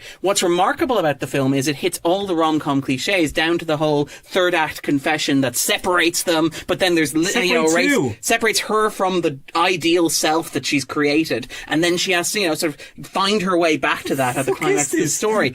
It's remarkable. It's in fact it's ideal because it's structured in such a way as to avoid any culpability or responsibility or any sense of anything that exists outside of Jennifer Lopez's character herself. She spends the entire movie lying to the people around her, ingratiating herself to them. But A, the film makes it clear it's not her fault because her godson did all the work. She's just playing along with it. And B, she has a scene where she comes out and she exposes herself and she admits that she lied, right? Which is, supposed to be the big cathartic moment where you lay your sins bare to the people you've hurt and they get to forgive you for it. But she does it in a way that in real life would absolutely tank the stock of this Fortune 500 company, kill all of Sounds like a socialist. Get everybody who she seemingly cares about fired. She walks off stage after giving a presentation about how she's not who she really is, leaving the two underlings who have not been prepared for this in any way, shape or form to finish and deliver the presentation that they've been working on the material behind but not the presentation of for the past 6 months. It's fantastic. It's a wonderful act of villainy, but the film portrays it as her being true to herself. It's very much a romantics comedy but with one protagonist. It sounds remarkable, and it's astonishing. it sounds like that, you can just fall into these business things. Like, do you remember the scene, is it from, it wasn't Leap Year, what's the one with Hilary Swank in it, the Irish kind of... Oh, Yes, I Love You. Yes, so with where she her gets puppet. the shoe montage. Yeah. It's remarkable. It's like, oh, This look, just happens. you should become a shoe designer because you're sketching shoes. Then it cut to a montage later. She's got show shoes in Fifth Avenue. It's like, what the fuck is she doing? How is she doing that? That's like, of all the things in that film that I had a problem with, that and mangling various songs. And then also, They're saying bollocks and all. Oh god, it's a terrible film. Anyway, sorry. Also, I rewatched a bunch of sort of action movies from the 90s because it was Christmas. So remember that time when Jeff Goldblum. Pick a Jeff, any Jeff. Remember, Or indeed all three. remember when Jeff Goldblum was our generation's Vin Diesel? Because he did Jurassic Park, The Lost World, and Independence Day within He years was of each not other. the action hero in any of them. Yeah, but it was action movies headlined by Jeff Goldblum. Tell me that wasn't a time to be alive. Well, Respectively headlined by dinosaurs, and I forgot the others. and Will Smith. Dinosaurs, Will Smith. Also, in terms of Christmas watches, the Christmas family Christmas movie was Mission Impossible Fallout, which played fantastically to a crowd, as it always does. People shouting at the screen during the climax, gasps of air during the bathroom brawl. It played them like a violin. It was a phenomenal. It was one See, of the my family watched it too, but they were just like, that was grand. Unlike your family, Mooney's taken out a Moonies notch. are They amazing. had a lot of pints. 13 people in a room at 2 a.m. in the morning. Too many Moonies. I can imagine you all Yeah, on going, IMDb shouting about such and such. Okay, we also rewatched Murder on the Orient Express, which is perfectly fine and always has been. Rewatched? It Jesus. plays. It Couldn't bring it hard plays. to watch it once. it plays very much as a Christmas movie. It watches a lot better than it did in summer, which is why they're doing Death on the Nile, and on the Nile they're releasing that at Christmas next year. But it's like, it's this bloated, very gentle, very softly moving, star-studded ensemble of the kind they don't make anymore. There are a number of shots in the film that exist largely so Kenneth Branagh can go, hey, look how many famous people I got to hang out with me on these sets that we built. Isn't that cool? There's also lots of nice overhead shots that evoke Cluedo, which is the most obvious visual motif you can go for, but good for Branagh for doing it. Plus, who didn't want to kill Johnny Depp has aged phenomenally well as a core concept. So the movie has that going for it. I watched for the first time Beirut as the New Year's movie, and it is perfectly fine. Brad Anderson. This is the movie starring John Hamm and Rosamund Pike. Yeah. From Brad Anderson, whose whose CV consists entirely of, well, that was all right movies. This is the new Ron Howard. It's all right. It's grand. It's charming. It's got a bunch of good ideas. In particular, the idea of mirroring the destruction at Beirut with the destruction of its main character's life. John Hamm being suitably John Hammy. I don't want to watch this. I don't like the sound of this. No. Also, over the holidays, I watched a whole bunch of the horror movies from the year. So obviously, I watched Bird Box, that Grace mentioned. We watched A Quiet Place, and watched Bandersnatch on Netflix. And it's kind of interesting how they all branch together to create a very like a very literalized process of watching horror movies. Horror movies in 2018, largely about the process of watching horror movies. Bird Box, you can't look. A Quiet Place, you can't scream, which is naturally part of what you do. Bandersnatch is a concept that relies heavily on the idea of like making the audience complicit. The audience is the monster in Bandersnatch more than anything else that actually exists in it, which is an interesting sort of postmodern twist on the horror movie, and it's kind of fascinating to watch. I also rewatched a whole host of Stephen Moffat's Doctor Who from like 2009 through to last year. You seem to always be watching Doctor Who, Darren. When do you have the time? Yeah. Oh, I've got a TARDIS. But no, it's fascinating how he seemed to predict all of this, because I mean, a lot of this can be traced back to his concepts for like stuff like Blink, for example, Time of the Angels, Snowmen, stuff like that. It's kind of interesting to see those ideas percolating into the mainstream. And there's a very good chance that it sounds like the next Avengers movie will borrow quite heavily from his work on the series, including The Pandora Opens and The Big Bang. So we're quite looking forward to that. And then finally, we'll close on a bunch of films which I've seen, which have been released in cinemas but haven't made the top 10, because there's no way I'm not talking about Welcome to Marwen. Thank you for this, Ronan, who gave me 2 tickets, who invited me to go see it. And ran out of the building. And then ran out of the building once I had the tickets in hand. It was astonishing. It's like, joke's on you, Mooney. 2019 is the year of luring Darren to the cinema and running away. You didn't even have to lure me. I was like... He's such an easy mark. I really am. It's like you're saying this is terrible? I'm in. I will have it known that I had every intention of going. I wanted to have a lovely movie date night with Darren, but I could not make it, and I will make the next one. Just maybe not one this bad. But yeah, you talked about your bad entry to the year, your bad opening to the year. I had Welcome to Marwen and life itself in the space of 24 hours. It was staggering. Now let's run very quickly through this, because Welcome to Marwen is a movie that is staggering. I'm still processing it, and I'm still not sure that I've properly got to grips with it. A list of random things that happen in the movie include, for example, a climax in which the lead character fights doppelgangers of the Nazis who horribly beat him to within an inch of his life, but it's interrupted for an extended homage to Back to the Future. A sequence in which the women of Marwen, who are these weirdly sexualized dolls, storm a Nazi-occupied church by offering Germans alcohols and beer, while Addicted to Love plays on the soundtrack, only to light up Molotov cocktails and burn the Nazi dolls alive while they scream in terror and agony. A sequence in which the lead character's plastic duplicate rescues a milkmaiden, forges an emotional attachment, only to watch her get shot in front of his eyes, which is point he utters, "No use crying over spilled milk." A sequence in which the main character has a panic attack in which he's accused of being, and I quote here, a white supremacist pedophile by a character who appears in no further scenes of the movie, panics, retreats into his own home, trips over his own boots, bangs his head in a trapdoor in a sequence that plays like an outtake from Home Alone. A sequence in which the anthropomorphic personification of the lead character's addiction issues whispers in his ear as he's sleeping, "You must build for me a time machine." Cut to him waking up in the morning, bolting upright in the bed as Bohemian Rhapsody by the Dandy Warhols plays on the soundtrack, roars to life, and he builds a time machine using a lava lamp that he steals from a local restaurant, and he continues as such. And this is just the weird stuff. This isn't even the bad stuff. This is the stuff where you're like, what the hell's going on? The bad stuff is the weird, creepy fetishization that the movie has for the dolls. At certain points, the female dolls are undressed or lovingly caressed. There's a moment where he's watching a pornography and the lead character in the porn turns into a Nazi. There's a moment where... That exists, though. No, not in the way this movie does it. Voice of experience from the corner over No, here. if you can imagine it, somebody has done it. Is my point. There's Yeah. a weird moment where he rescues the milkmaiden from, and I quote, by the way, a Nazi sausage party. It's a line the movie deems important enough to repeat twice. An attempted assault by a bunch of Nazi dolls, which she's constantly covered in milk from a bottomless bucket, which obviously, there we go. Yeah, and it just keeps going like that. And there's a really weird thing where the movie seems to want you to know that the lead character's doll fucks. It's really weird and creepy because it's tied to the character's interest in women's shoes. The movie seems like really homophobic in that it's really anxious with this idea that you may deem the character to be less conventionally masculine because he wears women's shoes. He explains twice over the course of the film, I like wearing women's shoes because it connects me to the essence of dames. Yeah, well, and you see, I love You know dames. what that's about, though. I mean, this is a Hollywood film. Yeah. You know, and again, without context, this all seems absolutely batshit.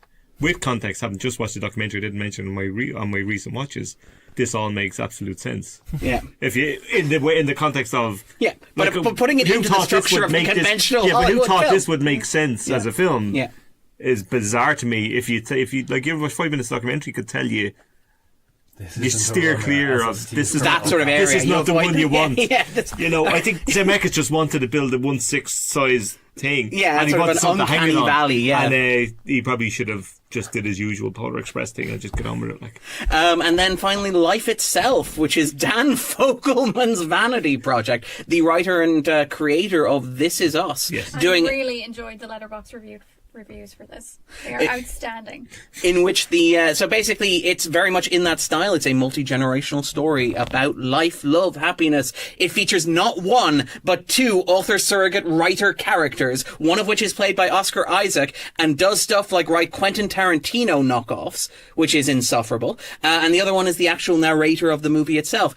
The character, the actor, the actor I feel really sorry for. I feel really sorry for most of the people involved in this, especially the women, in particular Annette Bening, whose primary job is to scream. She's got a lot of those roles. One of the lead characters shoots his brains out. I particularly feel sorry for Olivia Wilde, who is given the thankless task of being Oscar Isaac's fantasy object, in which he offers a brief history of her life primarily as it relates to him. He's like, hey, I never thought that the day that her parents met would be the most important day in my life, who hadn't been born yet. There's a sequence in which she bursts into a room and there's a moment in which she deals with her abusive uncle. And he talks about how, when I imagine it, I see it more like young Natalie Portman. I'm thinking like The Professional, like that. It keeps going like that. Samuel Jackson has a cameo playing himself as the narrator of Oscar Isaac's terrible screenplay. And the movie is completely oblivious to all of this. Because it's got this moment. It's about life. No, it's about, itself. Well, there's a moment where, and this is where I feel really bad for Olivia Wilde, because not only is she playing this fantasy object for Oscar Isaac's, author insert character, she's also the character who is tasked with, and I adore that she really tries, and that makes it kind of sadder. She has to deliver the film's thesis statement, which is that she's studying English in college, she's writing a thesis on it, literal thesis statement for the film, in case you didn't get what the film is doing here. And her thesis statement is about unreliable narrators in fiction, and how nobody's thought about this because they think it's just a gimmick, it's crass. But here, let me blow your mind, people. The only reliable narrator is life itself. But life itself is also an unreliable narrator. Stop. It's really, and you could see Olivia Wilde trying to sell this stuff. Olivia Wilde needs a new agent. She really does, between this and the going Change like her, Up but she's in and a lot of Cowboys bad and Aliens. films. Yeah, she really, really does. She's fantastic, but she keeps making bad choices. This is a movie in which Antonio Banderas plays a wealthy man who owns a vineyard who steals the family of one of his workers, and yet is portrayed as the hero of the story. Stop. I don't want to hear any more about this. Staggering. He brings this worker into his little room so he can offer him a 20-minute history of his own family and experiences, while the worker's sitting there going, this is kind of awkward. And then over the course of the next 20 years, he proceeds to slowly and surely steal the man's family in a way that the film assures us is totally reasonable and only makes sense. I mean, have you thought about how hard it is to be rich and own a vineyard? You're probably lonely all the time, right? The movie is just so bad. This is one of these that's turned up in the cinema and Sky Movies. That perfect measure of quality. Simultaneous release, baby. Yeah, I saw 5 minutes of this Sky movie the other day because I stumbled upon it because... Oh, which 5 minutes? That's what I'm going to tell you. It is the scene where Oscar Isaac asks Olivia Wilde to marry him. Oh, yes. Yeah, Yes. And he's... Oscar Wilde. Well, I mean, he does think he's Oscar Wilde. Yeah, but... Oscar Isaac comes off almost at Donald Gleeson levels of creepiness in Little Stranger or Ex Machina or any Donald Gleeson film. He's gone full Donald Gleeson. Never go full Donald Gleeson. Oh no, it gets better. It gets better because the film is written the way that it is. He's like, if you don't marry me, I don't know what. I think my life will implode. I won't ever love anybody again. Good. I don't want you to. I don't. There's no moment. The reason why I wanted to watch the rest of it. The reason I'm hesitating to ask you is because after I ask that question, there's nothing more for me. And like this is the thing. There's a moment where Olivia Wilde hesitates. You into marrying me. Olivia Wilde hesitates, like any sane person would. Yeah, she's like, we only got out a year, I think, isn't it? Yeah, no. But do you not remember what she says in response to that? I was puking. I couldn't remember. I don't think I'm equipped to be loved as well as you will love me. Yeah, this is a where. really beautiful way of saying. I might have turned that off at that point. And then Sorry, I can't cope with this. I might watch it. Yeah. Just see how bad it is. Have I not lured you in? Have I not made the pitch? And then finally I watched Brexit the Uncivil War, which is the Channel 4 Why? movie. Because I found it interesting. Also because it's directed by Toby Haynes, and also because it's one of those things that people are talking about.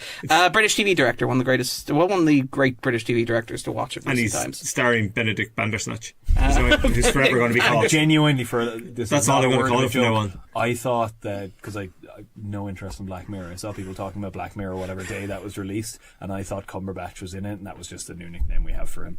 There you go. For about 3 hours. Let's keep that one going. All right, let's move on to talk about the week in film news. It's going to be awards, ladies and gentlemen. So, first up, the Golden Globes. Which have decided to I give Best forgot that Drama they were to on. Bohemian Rhapsody.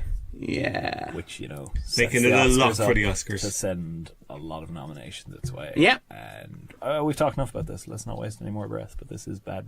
Especially after the Oscars have had so many years of being good on, not Really? really. You that's not even the worst of it. Like, we're going to have a special section reserved for the Oscars and Green Book. Yeah. I haven't seen that one, so I can't. What rage is Green against Book that. even about? Green Book is the most racially sensitive exploration of what it is to be a white man, a black man, produced in 1993. Yeah, but what's it about? It's about Dr. Don Shirley, who is a composer who hires a white Italian American to drive him through the Deep South as he performs a series of concerts. And to a they dead laugh. call zone. They laugh, they learn, they share time together, and they come to an understanding of each other's worldviews. And through that, they both become better people. There's a moment at which, and I shit you not, Marcella L. Lee stands in the rain and yells, "If I'm not black enough for you, Tony, and if I'm not white enough for you, Tony, then what the hell am I? You tell me, Tony." And that's the movie's subtle commentary on where race Sounds relations very are. old-fashioned. It is. No, it is. It's Driving Miss Daisy era. That's it. It's marginally more sensitive than Driving Miss Daisy in that it cleverly reverses It's 30 years respective- ago, in fairness. That's It it should exactly. be, like- Doesn't even have a that Johnson wasn't a Hanson compliment. score. No, I didn't think it was. I mean, It reverses its respectability politics. There's a moment where, like, Tony is yelling at Don, saying, "Why you gotta bust my balls like this?" And Don replies, "Because you can do better, Tony."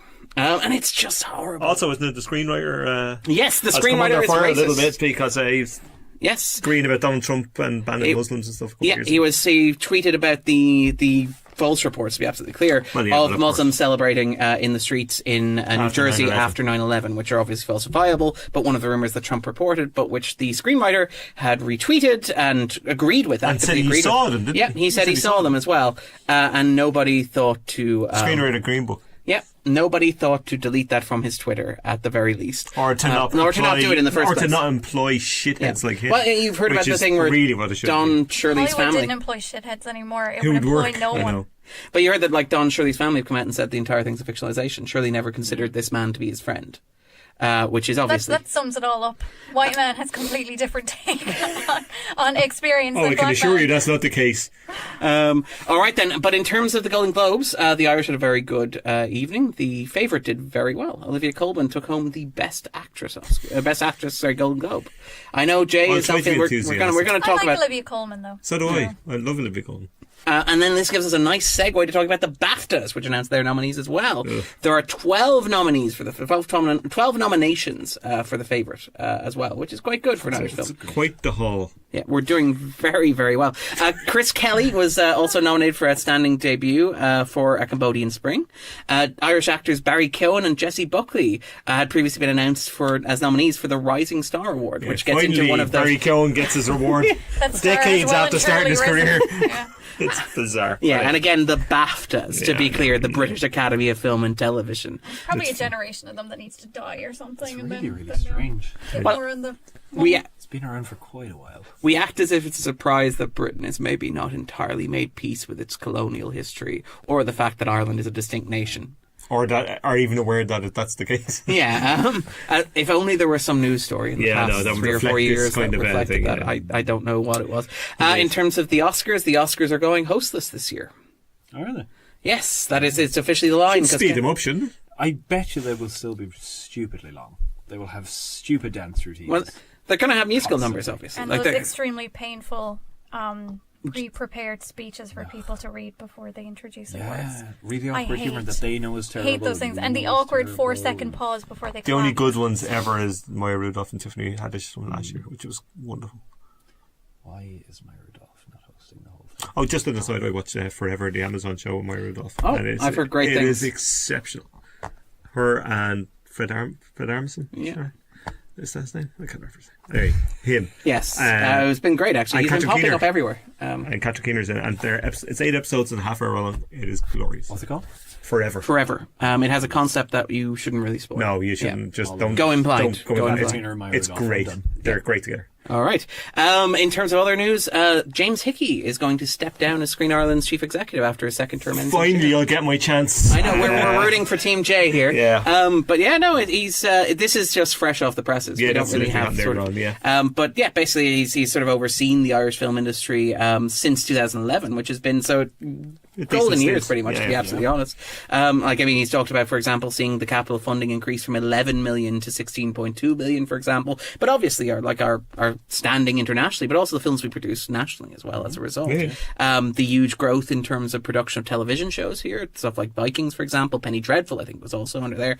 So it's been quite a spectacular sort of couple of years. The new regime starts in June. Yeah, it'll change everything. So, listeners, I don't know. We should actually look into the procedures for this before you announce your candidacy, CJ. I feel like maybe we're getting a little bit ahead this here. My announcement to all you people in France. Who's your running mate?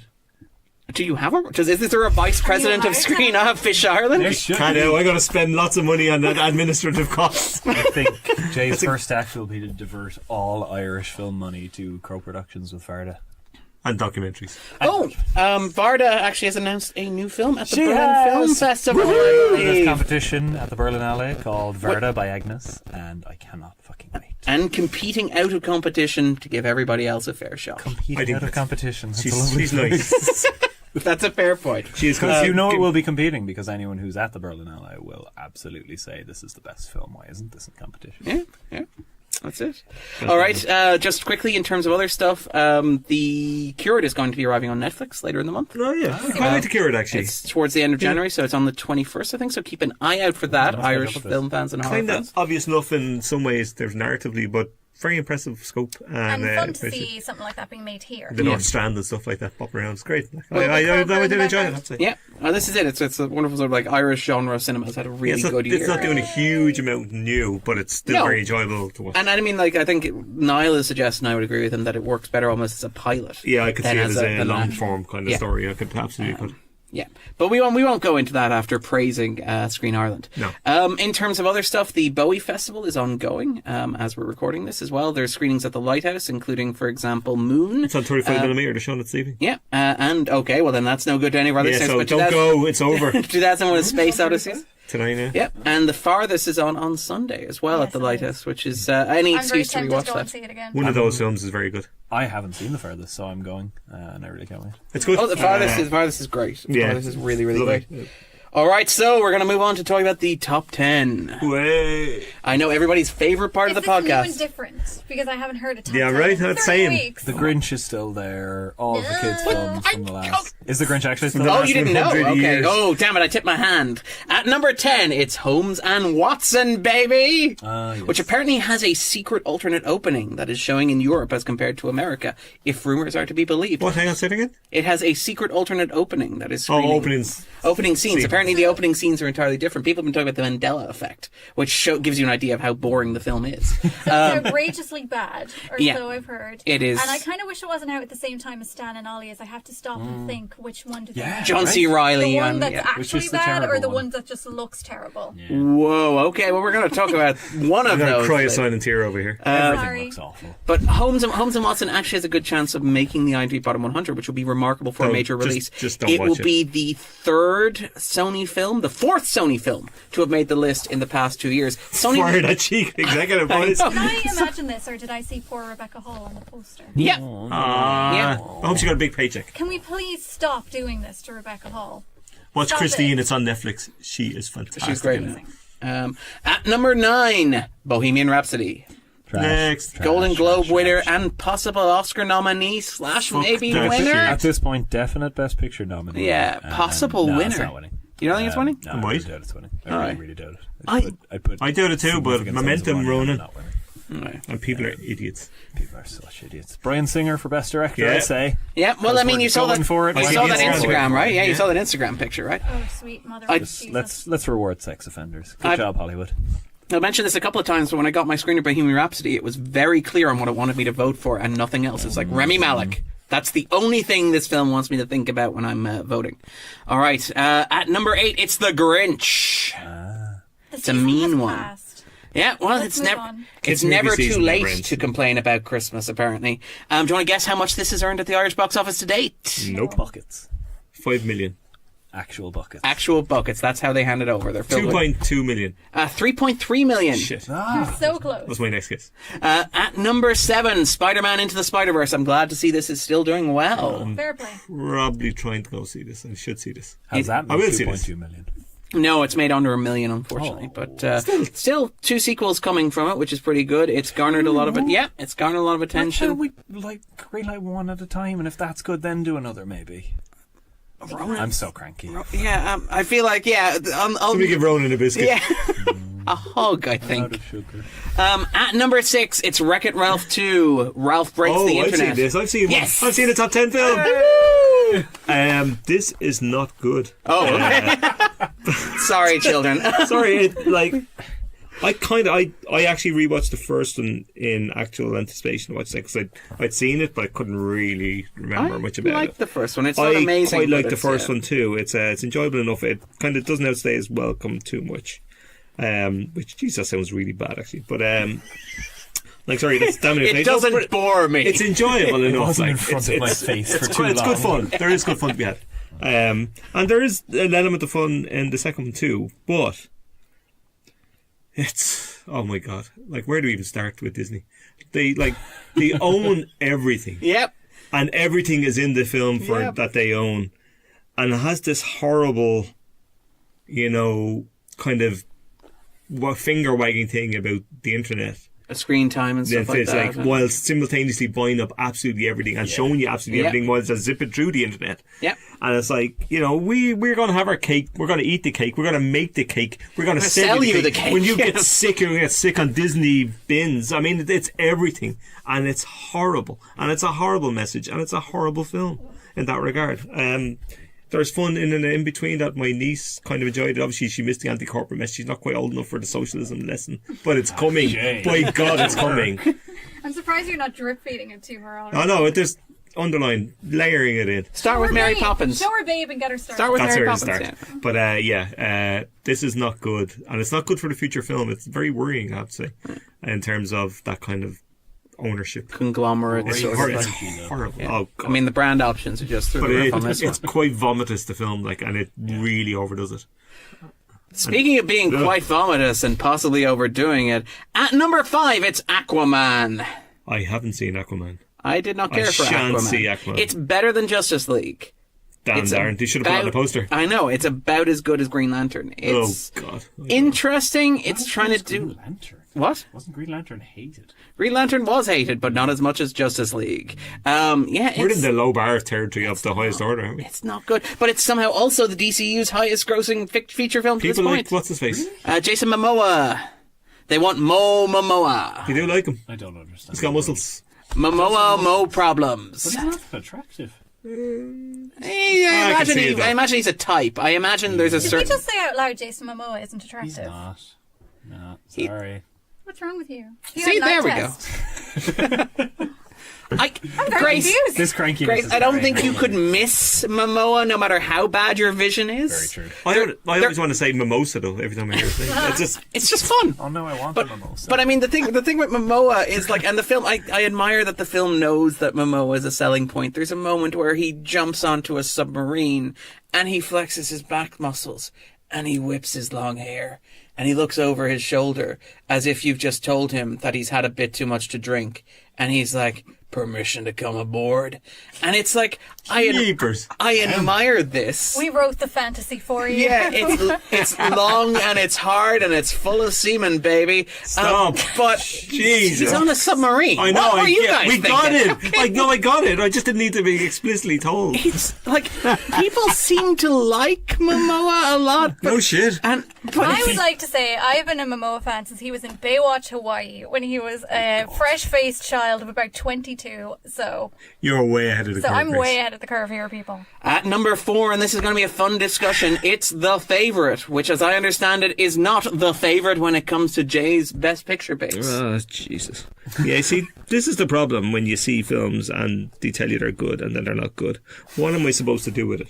And the thing about it is, even worse, is that literally everybody loves it. I love it. You see? Even I even don't Darren, Momoa who really hates likes the everything. ad, but doesn't want to see the rest of the film, which I find fascinating. I do not love it because I haven't seen it. Oh, very good. I have not seen it either. They'll come for you, Ronan.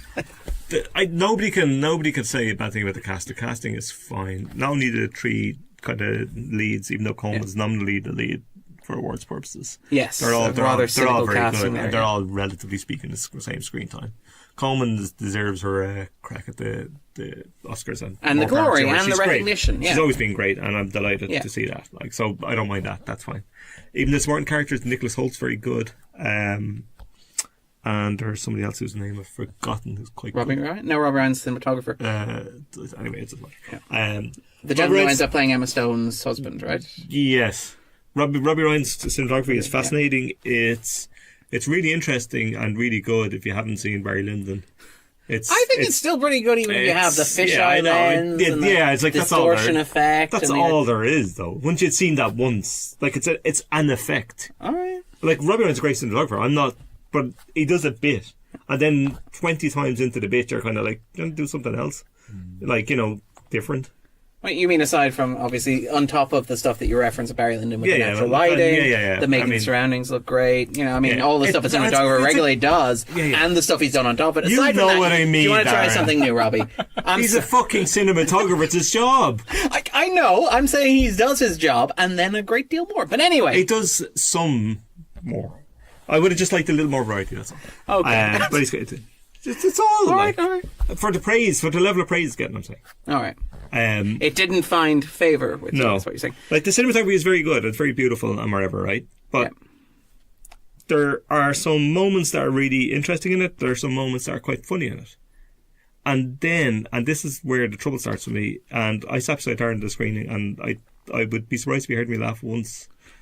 I don't keep track of such things, but I don't think I did. Yes, but no, I wasn't sure. I wasn't sure if you were counting. I know. But it would be kind of worrying if yeah, the most exciting yeah, thing so- about my favourite experience I was really James hope you'd have something more going on vicariously, than yeah, that. yeah. But this screenplay screened the tension in a way that really irritated me. There's a thing where you start doing things to punch up a screenplay that's probably not quite there, and this felt like that to me. You're talking about the use of profanity and vulgarity. Yeah, but generally the C word is uttered a handful of times, and it seems to punctuate for no other reason other than to, the shock of a C word in a thing. It's like, have you ever seen Deadwood? But anyway, these things exist within, in Deadwood, for example, is a perfect example of that. The whole language is a profanity-laden Shakespearean thing. That's its whole bit, and its whole repertoire, and it runs like that, and it runs in a poetic way. This seems to just be there for effect. And then that's fine. You can kind of accept that to some degree. That was when the alarm bell started ringing. Then you got the silly dance scene, which it does exactly the same thing, except visually. So we'll have a nice GIF for the internet to show, which I've seen ad nauseum now for the last 4 weeks.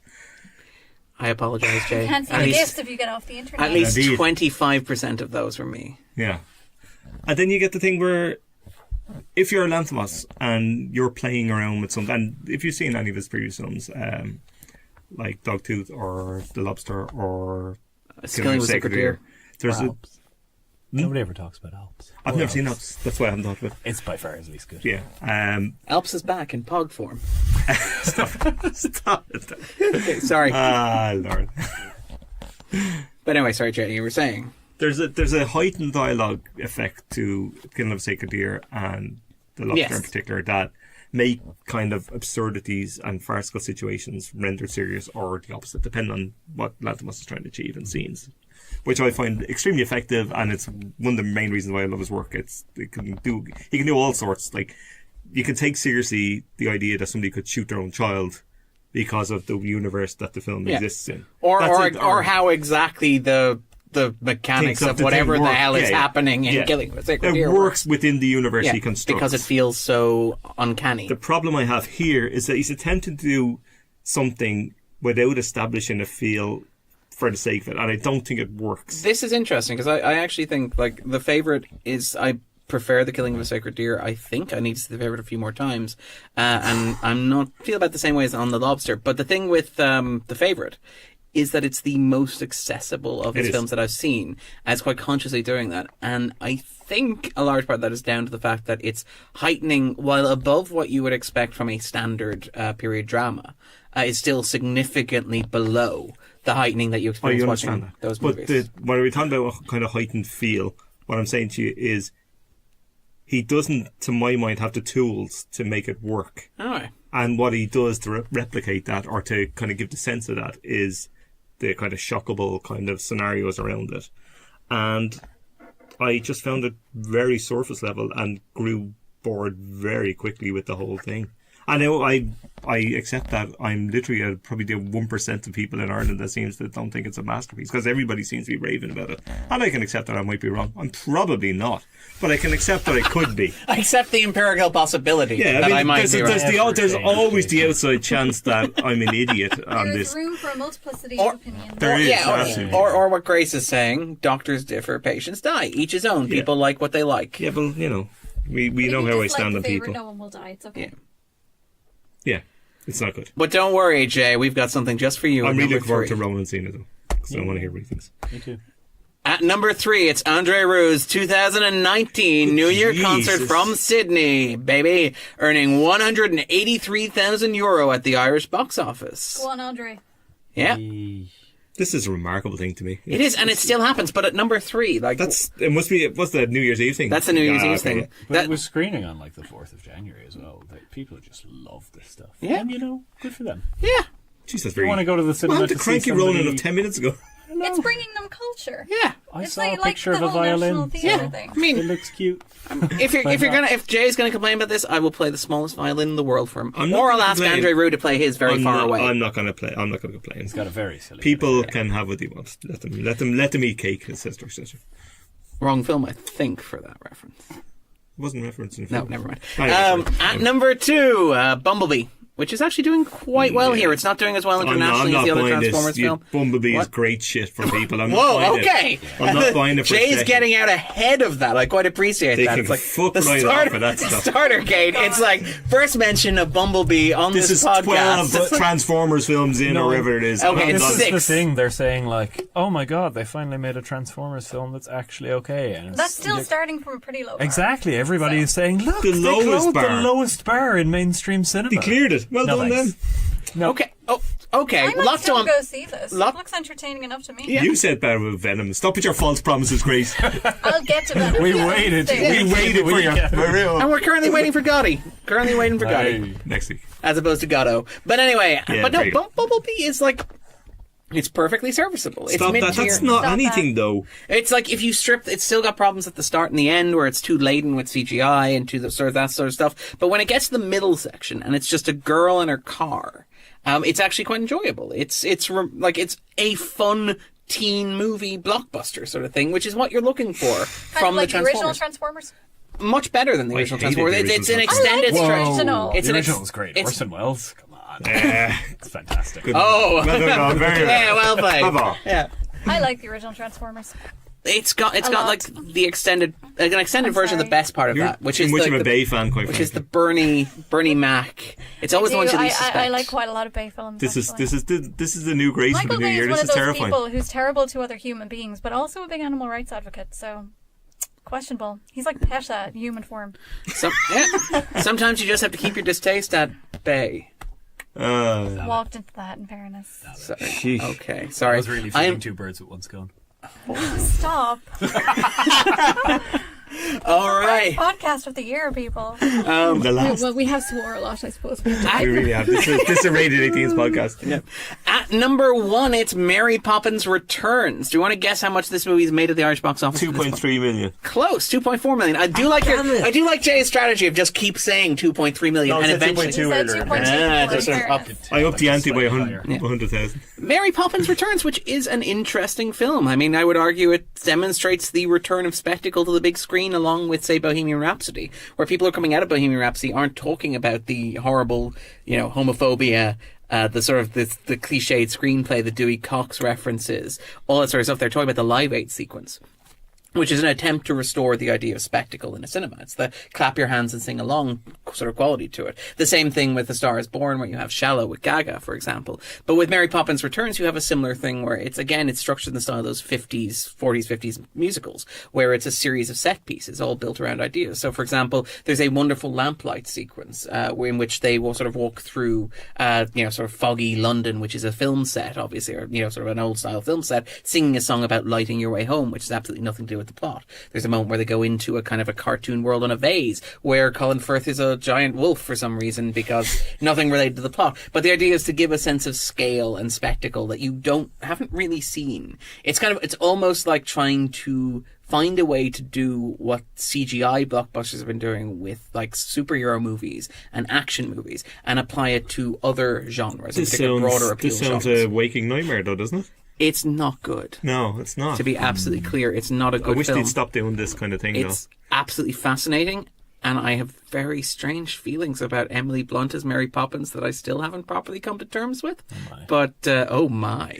But I mean, it's very much very safe, very nostalgic. But yeah, an interesting sort of demonstration of, I think, possibly where cinema might be going. I like John Maguire's picture he put up on Twitter of the half Mary Poppins face, half Clockwork Orange thing with the hat, which works quite well. There's a very, very small part of me that wants to see this, if only for Ben Wishaw's mustache. Oh. Can't you just take a picture and hang it on your TV for 2 hours and 20 I want to minutes? see it move. 2 hours and 20 minutes? Oy. All right, so what's out in the cinemas this week? Let's move on very quickly. So I've seen 4 of the 5 this week. Wow, I bet many have I seen. I'm really disappointed at the one that I missed. So I missed The Front Runner, which is Ivan Reitman's one. This died at death, didn't it? This Oh, was This was supposed to be like the Great White Oscar. Hope. This feels like it was from 6 years ago.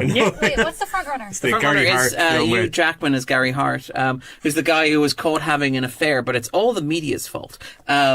Which is basically seems to be the core thrust of the film, which is like, remember when the Well, American media didn't hold politicians to Darren, account? you're going to have a ball with Gotti. LMAO. That was a golden era, wasn't it?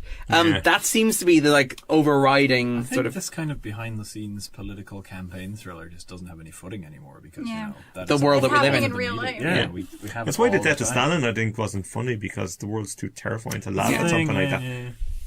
Also out this week, Colette, because we're in January and this is the dumping ground for sort of failed this Oscars. is okay, though. I quite like this. Yeah. This is old-fashioned Oscar And I like fare. Knightley, so. Yeah, and Dominic West is hamming it up like nobody's business. Why does But it stop hamming Dominic? I know, why? Jesus. I Have enjoy you- a bit of Dom West Ham. You like, Hey. oi, a nice slice of that, ladies and gentlemen. But yeah, you quite like Punisher Warzone, which is a Dominic West. Yeah, that's as hamming it much up. ham as you'll ever need. Though. Yeah, Have you this- seen anybody else seen that? By the way? I have, yeah. No, thanks. Please see it. It's- It's amazing. I will. Also, it's directed by Lexi Alexander. So Yeah. It's directed by a woman. And it's the It's best Steven so Seagal good. film never made. It's It's amazing. It's amazing. like if a Steven Seagal film were good, it It's wouldn't look like this. incredibly violent. Yeah.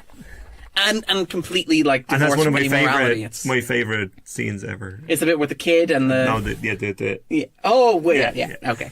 Anyway, but Colette. To get back to talking about Yes, Colette, yes, which is the sorry. movie that we're normally talking about here. From Keira Knightley to that. Yeah, but yeah. So basically, it is obviously the story of the French writer Colette, who famously published through her partner and husband, and so as a result, sort of gets into all this idea of ownership. It has this sort of weird, playful, metafictional thing going on to it, where she's fictionalizing her life through these stories that she's telling, but she's also fictionalizing her husband's authorship of it. And so you have this question of who exactly owns this representation of her. You have scenes in which the husband is romancing women who are dressed as facsimiles of his wife, in this sort of weird thing. He's trying to seduce the actress who's playing her on stage, and it's none of which really sort of adds up to a sort of a singular cohesive statement, but all of which is just a bit more playful than this sort of movie would have been 5-10 years ago.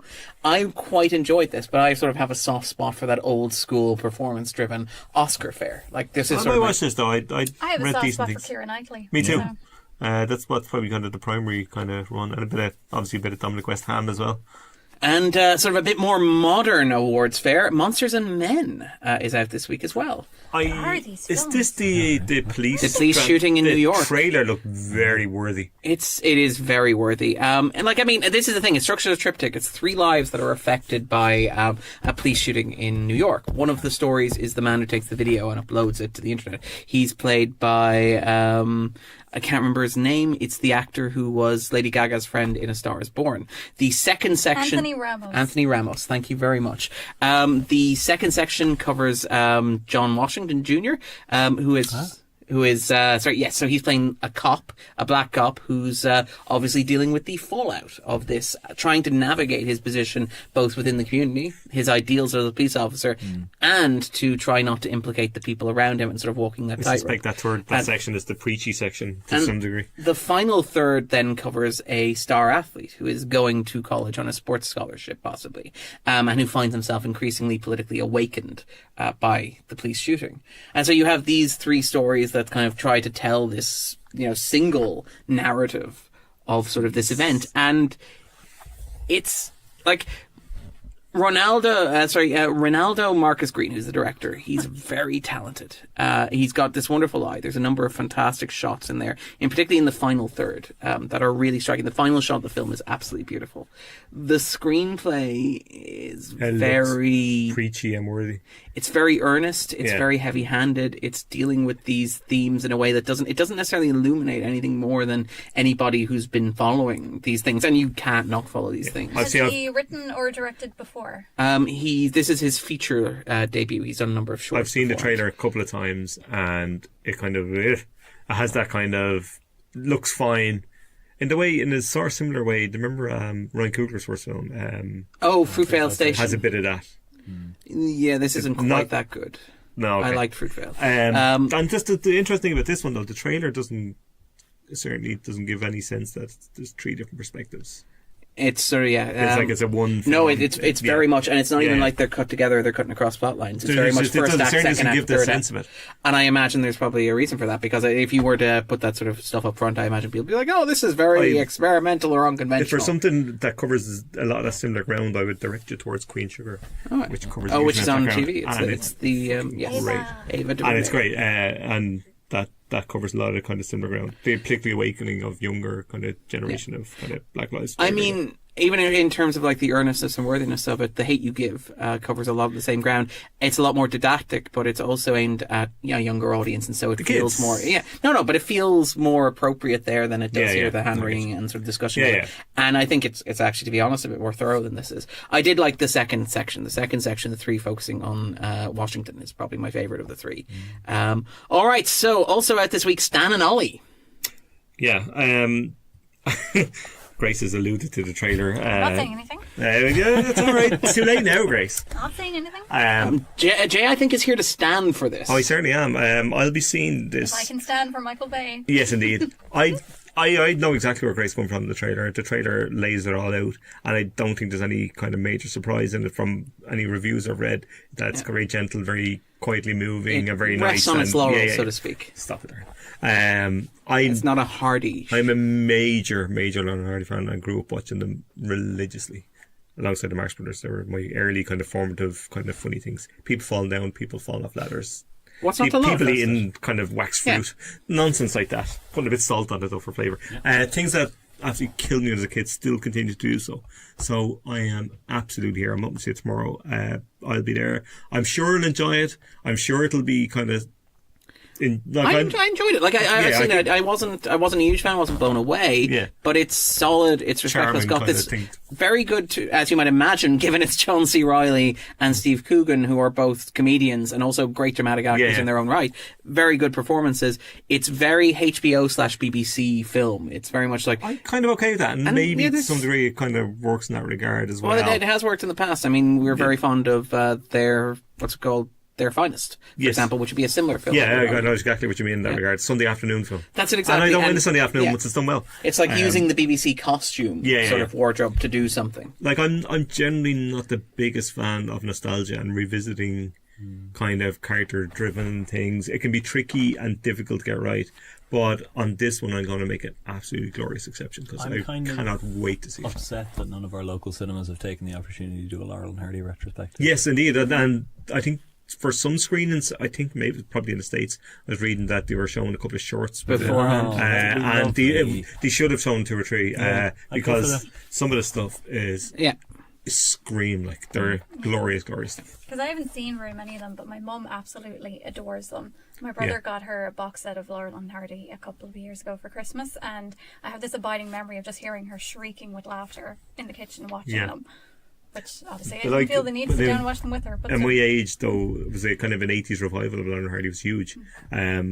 They're shown on the BBC all the time, and there was a cartoon and everything. It was really bizarre how popular they got in the kind of early to mid 80s. I think I remember the cartoon. The cartoon was very bizarre. Randomly. I used to love it. But so I used to consume all things Laurel and Hardy. So this is made for me. I know I'll be uncritically so, and I shall warn you in advance. It's good. Anything that brings Jay joy is a good thing. It's a rare and wonderful thing.